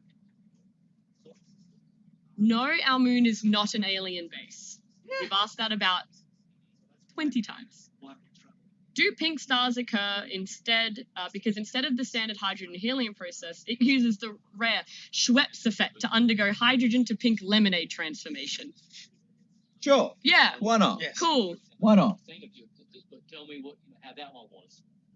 I have just been informed by text message. The moon moves back at roughly 4 centimeters a year. Thank you very much, Stuart. I'm very happy we have our entire staff at the observatory watching the stream. Because it means I get a direct text message reply to every question I Beautiful. ask. I love it. Thanks for know. the help, guys. Thank you, Wish you Zoe could be here with us. and Stuart and Hayden. Thank you all very much for the assistance. I could probably Google with the double phones, but this is easier. I'm busy trying to get Joe's pictures visible. Good luck. We've still got 1,500 people watching, so thank you very much all for tuning in. We've got just about half an hour left, and then the eclipse is over. I have to keep checking now that no one's complaining about the clock. I'm doing it. I've got that. It's what the 2 phones in my hands are for. Yeah. Apologies on the delay for showing you some of Joe's starters, folks. We've just had to download some new software to get all of that visible. It's a very large file.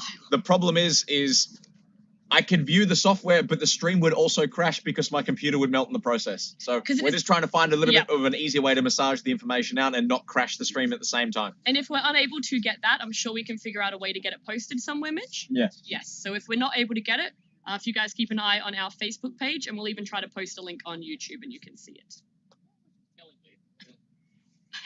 101 years ago. Can I ask that question, the please show question? Want to get your opinion first. Sugar kale. Okay. Yep. Yep. Someone has asked, please show what beers you're drinking. I'm going to get a lot of hate for this. We're a classic Australian group We are here. classic Western Australia, and we are Emu drinking Emu Export. Export. Emu Export. And Andrew, wine. what are you drinking? Andrew, what?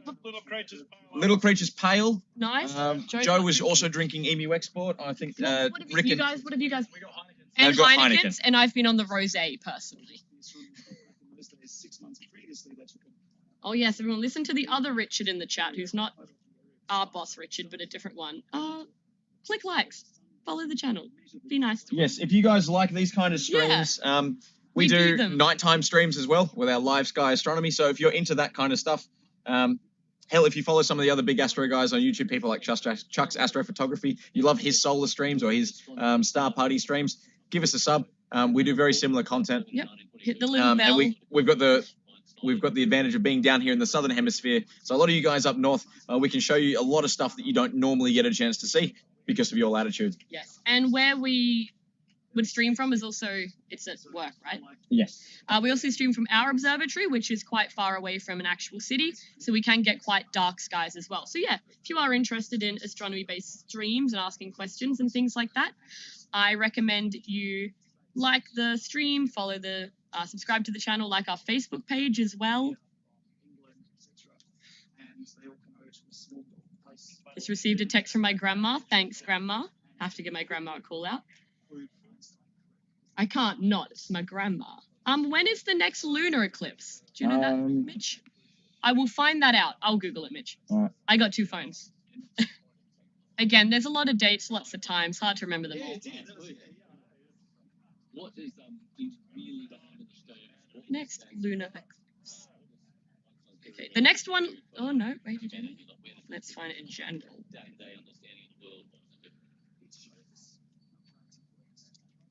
The next lunar eclipse is a penumbral lunar eclipse, which is, where is it visible? It will be, oh god, a lot of different areas. All of Australia actually will get a part of it, but it's a penumbral one, so it's a bit fainter, and that is the 5th and 6th of May. That's what I've got. Just go to the toilet because I've been holding it since the start of the stream. Please go. 3 or 4 clocks in there. I'm answering. I'm just googling. We'll figure that out. Okay. I had a question asking why is the moon slowly drifting away from us? It has to do with our rotation. As we wobble, it can change the speed of the moon's orbit, which can lead to it slowly moving away. And it is at 3.78 centimeters every year the moon will move away. None of us will notice a distance or a change in the moon, but in hundreds of thousands of years, people will.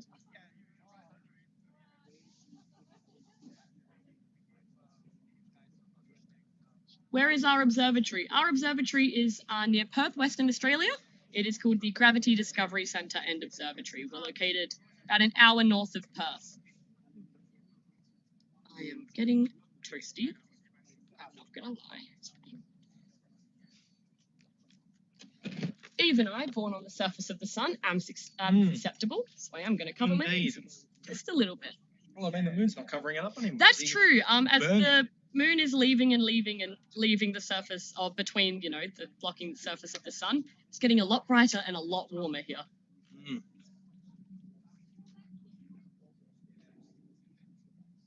And yes, we can see the Milky Way galaxy with our naked eyes from Western Australia. You're from Melbourne. If you move far away out of Melbourne and you go on a bit of a road trip, you will still be able to see it then as well. Did the camera record at a higher frames per second than our live stream? Depends on what. Yes. So the live stream is. Oh no, sorry. No, it did not. The live stream is currently sitting at 30 frames per second at 1080p. The camera records at a much higher resolution, but at a much slower frame rate, just because of the size of those files. They're really, really, really hard to buffer, even at USB 3 speeds. If a cloud went in front of the eclipse, would the sun's last heat evaporate it? No. That's why the sun, like right now, thankfully it's clear, but if there were clouds, the sun doesn't evaporate clouds. The sun causes clouds in a roundabout way. Yeah. But no, the sun removes clouds, you'd never see them during the day. Yes. We'll put it like that. But no, we would still, if it clouded over, we would still have clouds, which mercifully, there is actually not a single cloud in the sky anymore, which when we woke up this morning, there was a few coming in, but thankfully they're gone. Stark contrast to the entire mentality I came into this trip with. I know. That's the thing. Expect clouds. Be happy when they're not there. Expect it to be 100% cloudy and be pleasantly surprised. Yes. It's better than expecting it clear, having clouds, and being very sad. What caused the burst of light on the left side of the disk just before totality? So that was me getting camera settings adjusted at the last second. So it wasn't actually a phenomenon with the sun itself. That burst was purely just the delay between Michelle removing filters, possibly a bit of internal reflection as she's moved. The side of the filter itself is a metal ring. So it could have been diffraction and a number of things and me fiddling with the camera settings. It's not actually anything to do with the sun itself. Because we have to adjust it there. Do we have an image of the diamond effect? So Joe Eisen We're has trying given to us get one. that. I'm trying to get the data to show. It's just massive files. Yeah. Please bear with me. Are there no clouds because the sun evaporated them? No. There are no clouds because we got very lucky. If the sun evaporated clouds, there would be no clouds in the A very day. important job. Yes. Can you get a beer for me, I'm asking? So yeah, we will get a photo of the diamond effect up as soon as we can. We're just trying to get the files to work. I am processing data as we speak. Yes.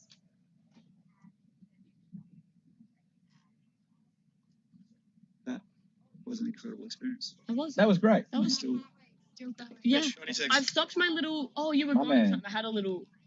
oh yeah, I you, had a little for a few minutes after. Thanks for Still processes. yeah. So how was the experience? We've got Hayden and Zoe and Stuart in the chat. Nice. And then Hayden and Stuart texting me answers to anything that I haven't got the Oh, exact cool. number for. Oh, that's great. I know, it's very Football helpful. team on standby. Yep. Yes. Yep. That's why I will say, I don't envy you running around doing all those interviews. I'm quite comfortable sitting in here. Yeah. you're Well, just you getting know, interviewed by me when I don't know the answer. Yeah. I just I had to run down to Channel 7 down in the main viewing area. Yeah, I got the phone call and you'd left, and then I tried to do a loop to see where you were at. Yeah, because I got in trying to look for him, then I saw the cameraman going, quick, and I just sprinted over. That you're on your way.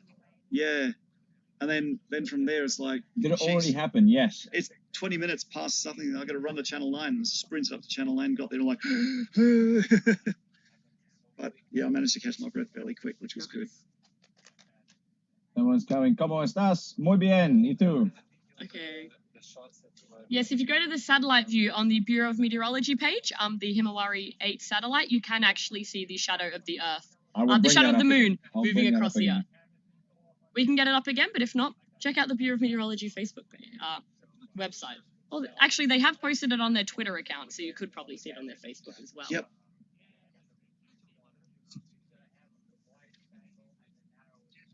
Why is the moon slowly drifting away from us? It is related to the wobble of the... It's related just to the motion of the moon and the rotation of the Earth. As our rotational speed slightly varies, it makes the moon slightly vary, and it ends up, over time, drifting away. So you got different rates of tracking. So the moon is moving from in retrograde, so it's slowly drifting to the east. That's why it rises later and later and later each night. So it's moving in that general direction from west to east. What I'm trying to say here, and of course the rotation of the Earth is from west to east as well, but we seem to be going a little bit faster. So there's a different rate where we see the sun moving across the sky and the moon moving across the sky. So you've got solar and lunar tracking rates. So it's just this difference of orbital speeds, really, or rotational speeds for Earth. So yeah, that's it. It just moves across, and like I said, in 2028, it's going to be 5 minutes, baby. It's going to be awesome. So certainly looking forward to that. We won't rewind the live stream for you guys to see the shadow on the Earth, but you can definitely do that if you wish. Yep. What's the time? All right. We've got 19 minutes left. 19 minutes. Yep. Cool. And we take our time packing, and we get away when we get away, because that's not looking great. Yeah. There's a lot of people moving, and I think the reason why people are slowing down because it's a 60k zone out there. Yeah. And also because people are starting to move out of the eclipse area. So There's going to be bottlenecks all over the place. Yeah. So we just take our time. Take it cruisy. Yep. Thank you, Hayden, for assisting with the rotation, with the distance of the moon. Question. What were our ZWO camera cooler settings? So we are not cooling for any of this. That's why the shade around the telescope is very big. No. So part of the reason that we have the shade is, one, to keep direct sunlight off the cameras. Yeah. That's important. Two, the way that TECs work, or thermoelectric coolers, is a little chip. One side of it gets cold and the other side of it gets hot. So if the hot side, which is out-facing, is also being heated by the sun, it can cause the camera to cook and just not be good.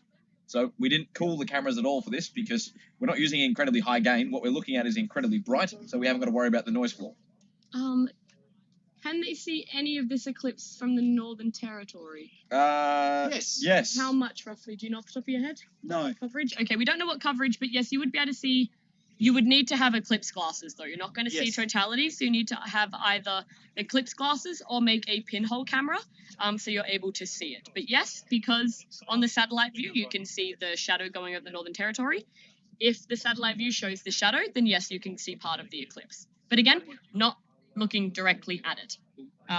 Don't know if you guys would find them, but if you have glasses like this, that's safe to look through. Or NASA has a tutorial essentially on how to make a pinhole camera, which is the safe option. So I've got currently on the screen a track map for the entirety of the eclipse. So you can see this dark line in the middle passes over the peninsula of Exmouth itself. And then as you move away from that, you see more or less and less of an eclipse. So over in Sydney, those guys were getting, if I can get a click on this. So Sydney, you guys are getting about 9.7%. If you're out, say, near Alice Springs, Northern Territory, you're going to get about 45%. If you guys were down in Perth, 70%. If you guys were around Carnarvon, 89%. Up near Darwin Way, 80%. Beagle Bay, 90%. So that gives you a bit of a rough idea of exactly the coverage we were looking at across the entirety of Australia. Now, if we zoom out a bit and have a look globally, if you are within that banding at all, even parts of New Zealand, they will get to see a 1.52% of the eclipse. So yeah, is visible as far east as New Zealand, but that's kind of where the buck stops. If we've got any fans up in Japan, they might even just be able to grab a smidge. I wouldn't say much, but you know, 0.3. But again, not looking directly at it. Not looking directly at it. 0.62% from places in Japan. Ooh, wow. As far west, not quite at Madagascar. Malaysia, they're getting at about 0.6%. Hey, I just Oh, yes. I just heard that our signal actually made it to the Shanghai Planetarium. Oh, It did. And there were nice. thousands of people from China actually watching our live stream Fantastic. as it happened. So yeah, we were talking to Yao. She was just over there, Yes. and they apparently got some great images Oh, of the perfect. They were very emotional after it. Yeah. Were I they? will say there was a lot of hugging and crying. Yeah. Oh, It was a very emotional event. that's good. That's beautiful. Which it took a lot of self-control for me not to cry. Yeah. I tried really hard. So that's good to know that our signal got out there. Oh, just a quick thing. If anyone from SciTech is out there, how did our signal go out to Singapore Science Centre? That'll be really good to know. If you could just flick us a text or flick us a message on the chat room. Put it in that'll be YouTube, great. I'll read it. Yep, that'll be brilliant to know.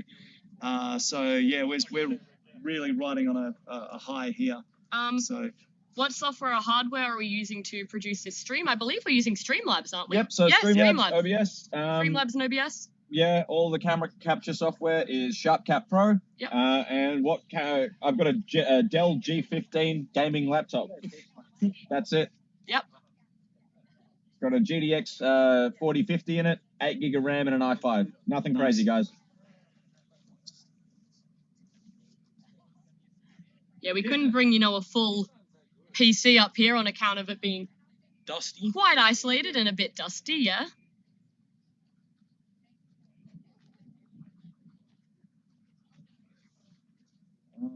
Just slowing down on questions, so we'll just be a little bit. In 2006, why did we decide that Pluto was not a planet? Because we reclassified things between planets and dwarf planets. And Pluto did not meet all the requirements to be a planet. There was a lot of other things out in Pluto's orbit around the same size as Pluto. And because of that reason, Pluto became a dwarf planet instead of a planet. And we have multiple dwarf planets other than just Pluto, but Pluto is the one we know the most about because a lot of us got taught at school that Pluto is a planet. But we reclassified and now it is a dwarf planet.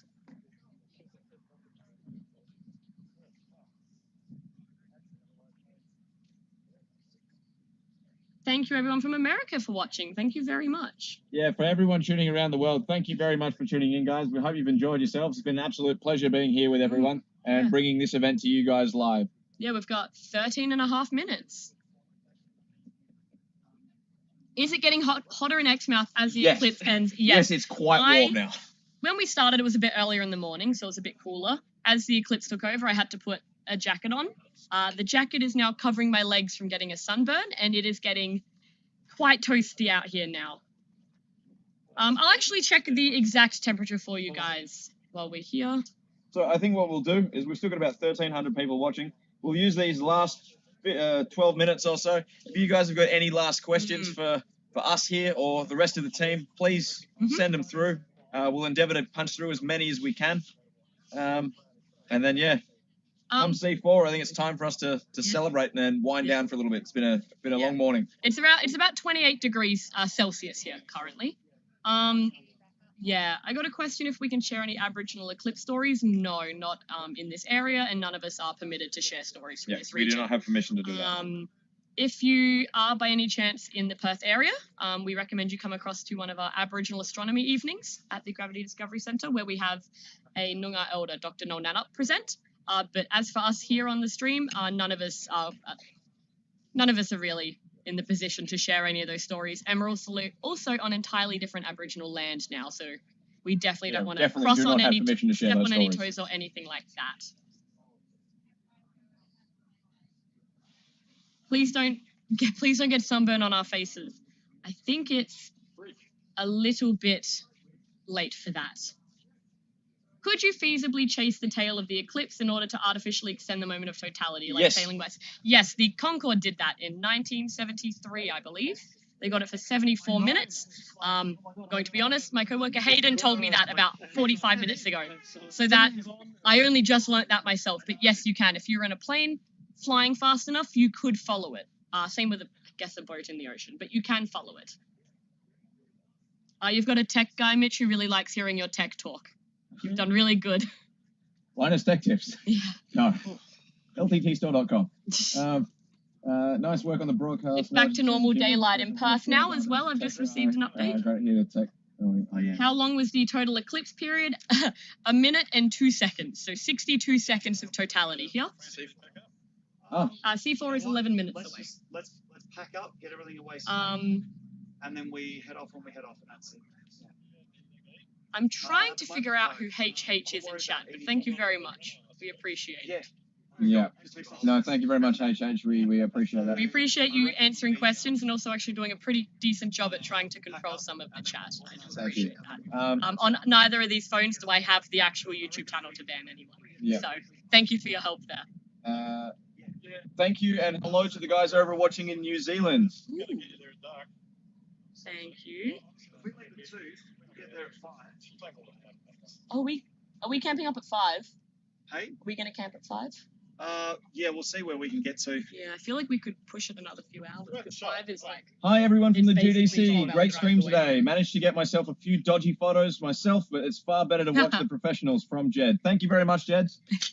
You will get some nice professional photos up on our Facebook page in the coming days as well, once we get time to do that.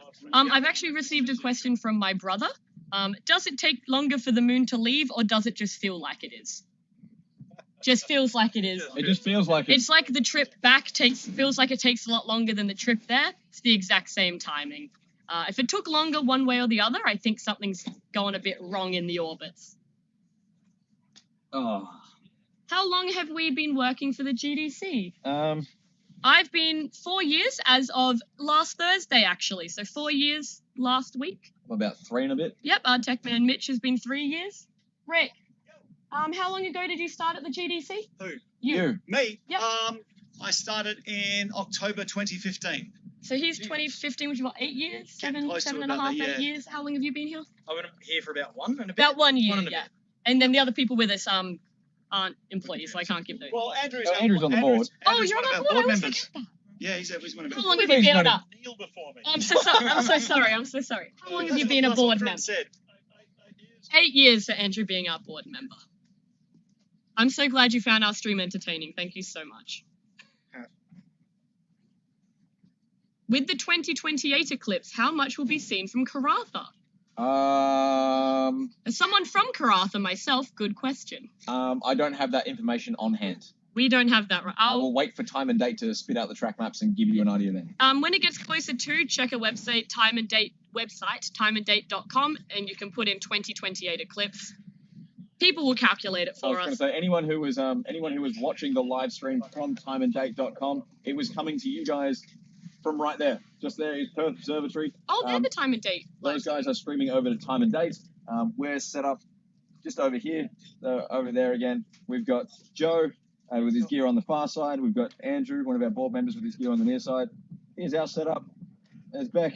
And Oh yeah, show your hovel. You haven't shown your this is what goblet I've hole been yet. working in. So we've got a little box Yep. with some monitors and stuff in here, and I've been controlling everything inside there.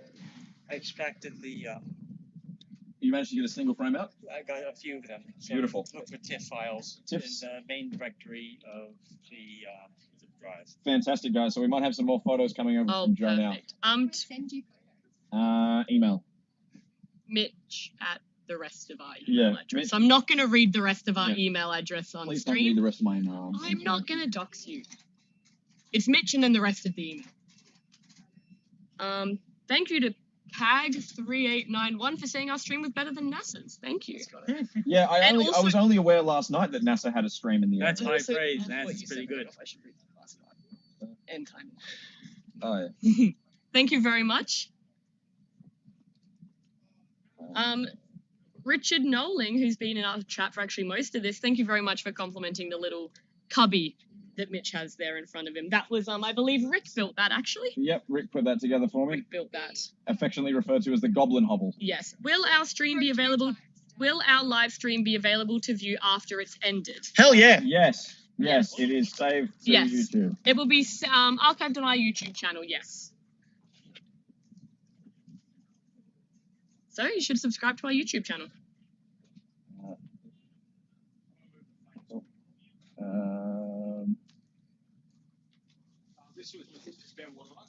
Yeah. No, thank you. There's actually a lot of names in this that I've seen through the majority of the stream. So for everyone who's actually stuck around for the entire almost 3-hour endeavor, thank you very much for the support. We appreciate it. 6, 7, 9, and then I'll have a frame. Yes. Please didn't put stuff on that. Yeah, good plan. Oh, fantastic. Oh, did we get it? Okay, yeah, we got some from Joe. We're going to have some footage, is it? No, No. some stills. Stills. We're going to have... There isn't much content on our YouTube channel yet because we're kind of getting into the routine of using it now, but we are going to be doing live sky astronomy streams. So we'll be streaming nighttime as well. So if you enjoy our streams like this, subscribe, keep an eye on our YouTube and our Facebook as well. So these are some of the photographs taken by Joe during totality. We can see here these red little bands peeking up around the side. Those are some of the prominence erupting from the limb of the sun. And down here we get that diamond ring effect. Now you can see, if I zoom in nice and close here, a lot of that streaming corona coming from the outer atmosphere of the sun. Look at that magnetic loop. Massive. Absolutely massive. Can you send that through to us? Because I've got the data. Oh, right. Mitch has I've it. got the data. Right, yeah. Do we still have audio right now? Should we? No, we still got audio. Okay, perfect. Just because it played up a couple If of we come down here, we have a look at that diamond ring. Again, you can see a lot of the coronal streams coming off the base of that there. Yeah, no, so it's that timer that you guys were able to see. I believe it's -3 minutes now. That is not the countdown to totality. That is the countdown to kind of the opposite. Totality. Yeah, the opposite of totality. gone. Yeah, when that timer hits 0, the moon will no longer be obscuring the sun at all and the eclipse will be over. But if you showed up late and you missed the actual eclipse itself, if you go back about an hour and a half on our stream, you'll be able to see the footage from it then. You can also see the surface of the moon. Look at you can see the valleys. And Yeah, you can see a lot of the That's so cool. peaks. This stream is currently taking place in Exmouth, Western Australia. For anyone asking what internet connection we're using for this stream, we are using Telstra. Both of the phones I've been reading are on Telstra, and so is the hardwire internet that We've been have. graciously allowed to connect directly to Into a fiber the- node, specifically prepared for this event. Yes. To allow us the bandwidth in such a remote location to be able to pull this off. Yes, if we were doing this just off of phone hotspots, it would not have gone smoothly at all. So thank you very much to Telstra for the literally hardwired internet connection. And we also have the spot closest to the towers. Aiden Crisp again. Yep. Hey, what's the coronal heating problem? I would love to give you an answer to the coronal heating problem, but as the name suggests, it is a problem, and there is yet to be a coronal heating solution. We don't know yet. To explain in broad terms the coronal heating problem, if I blow up Joe's... Our time has stopped again. That's okay. Okay, well, just because we're almost done, might want the timer going. Don't worry, it's not going to be a hard cut. No, I know. We're not going to To immediately explain the coronal heating problem, basically, the corona of the sun is what we were seeing at totality, that ring of fire around the full exterior, more visible with the naked eye. That is the outer atmosphere of the sun. And for some reason, the corona of the sun is hotter than the chromosphere, the surface of the sun. And we have no idea why. No idea why. You'd expect that as you move further and further away from the sun, it would get cooler, but that is not the case. So this is still an unsolved problem in modern astrophysics. If anyone thinks, oh, surely it's this way, surely it's that way, We've thought of it. then there wouldn't be a problem anymore. There'd be a solution. So it's not as easy as you think it is. If you want to crack this, go study astrophysics. Well, according to Andrew, it's all plasma. Plasma. Magnetic field. Yeah. Our camera is currently centered. That little blip blocked off to the side is actually the shadow of the moon. So Yes. it is perfectly centered. Yeah, it's not the camera cutting it I down. might just zoom in on the final moments Yep. we have. Yes. How many capture the degrees is it moment of- here? It's currently 28. What link is supplying the timer? We're using a program, I believe. Yes, the timer is a piece of software called Eclipse Orchestrator. Eclipse Orchestrator is the countdown timer that we've been using. How do we know the corona's hotter? Because we flew the Parker Solar Probe through it, and it was hotter. Yeah.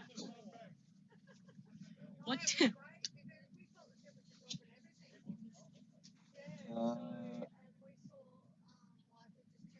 that one. Yeah, I thought so. Because that's a slippery slope. Yeah, I agree. Yep. We're in less than a minute 30 now of this.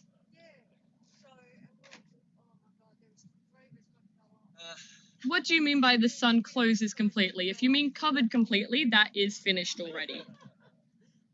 Let's see, 4-time rule. Yeah, less than a minute. It's almost over. Anyone has any final questions? Now's kind of the time to get them in. We won't immediately turn off the stream when that timer hits 0, but we will have to start packing up to leave fairly soon. So, what comes after C4? Nothing. We are back in normal time. C4 is when the last shadow of the moon is gone from the sun. So when that hits 0, no shadow of the moon, no moon is obscuring the sun anymore. So it'll be regular time. It's very easy. You didn't notice any darkness in Perth. You definitely would have if you were outside. I believe Perth was 70% obscured. Oh, right. I Wow. liked the solar eclipse. I don't want it to end. Us either. Okay, so what we're going to switch to now, guys. So Michelle has just sent me through some photos of Yagan Square in Perth itself. And this is some of the crowd who were out there today watching the event on the giant screen. So I'm pretty chuffed with that. I don't know about you guys. I'm pretty happy with that. I'm pretty damn happy with that. About 2,000 people were at the square to watch the event. Wait, I can watch it on the stream when it comes up. Yeah. Ooh, our time is broken. Oh, because it's Our time is gone. Yeah, that's fine. Yeah. That's fine. Ooh, how many monitors are we using to keep track of our windows? 2. 2. We have a laptop and then an I'm extra monitor. struggling violently between Streamlabs and making sure. So every time that timer disappears, I've just accidentally minimized the window. And so the reason the clock has stopped now because it's finished. The reason the timer has now stopped counting is because we are out of C4. There's no more shadow obscuring, no more moon obscuring the sun anymore, so the timer has nothing to count down till anymore. Thank you everyone in the stream for the support. Okay, so for those wondering what the setup in the Goblin Hovel looks like, a bit like that. Oh, did you have a photo? Yeah, Michelle grabbed a photo of the side for me. Perfect. And what does our equipment look like from the other side? That's what we're running. You can see there's a little box that I'm living inside of, and there's our 2 instruments. Now, this was taken this morning before we got everything kicked off, hence why there's a cap on the hydrogen alpha telescope. Yes. Yeah, so you can see on the front of the telescope here, there's the white light filter. So just at the moment of totality, Michelle jumped up, ripped this thing off, and let through the light of the corona. Mm-hmm. Beautiful. Thank you everyone for watching our stream, especially for the few of you whose names I've seen literally this entire time. Is he busy? Richard. Richard. Do we need him to do the sign off? We're going to do a big group sign off. We'll get the actual boss to do the proper sign off. But as a person who's been reading the YouTube chat all day, thank you everyone for being in here, especially the ones that have been here all day.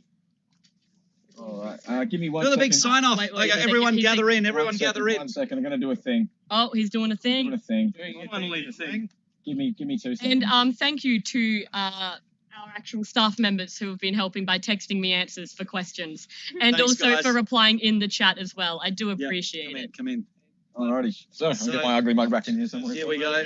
Oh, I don't want to get. So everyone who's been tuning into to the Eclipse event from Shanghai to Singapore to all around the world and locally in Perth, Western Australia, we thank you very much for looking at what we had to offer, joining in this amazing experience with us.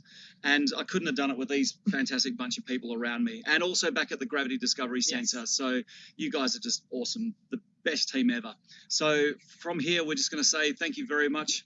Enjoy the rest of your day. This is something you'll remember for the rest of your life. So until then, clear skies, Hail Sagan, and we will see you on the next Live Sky Astronomy.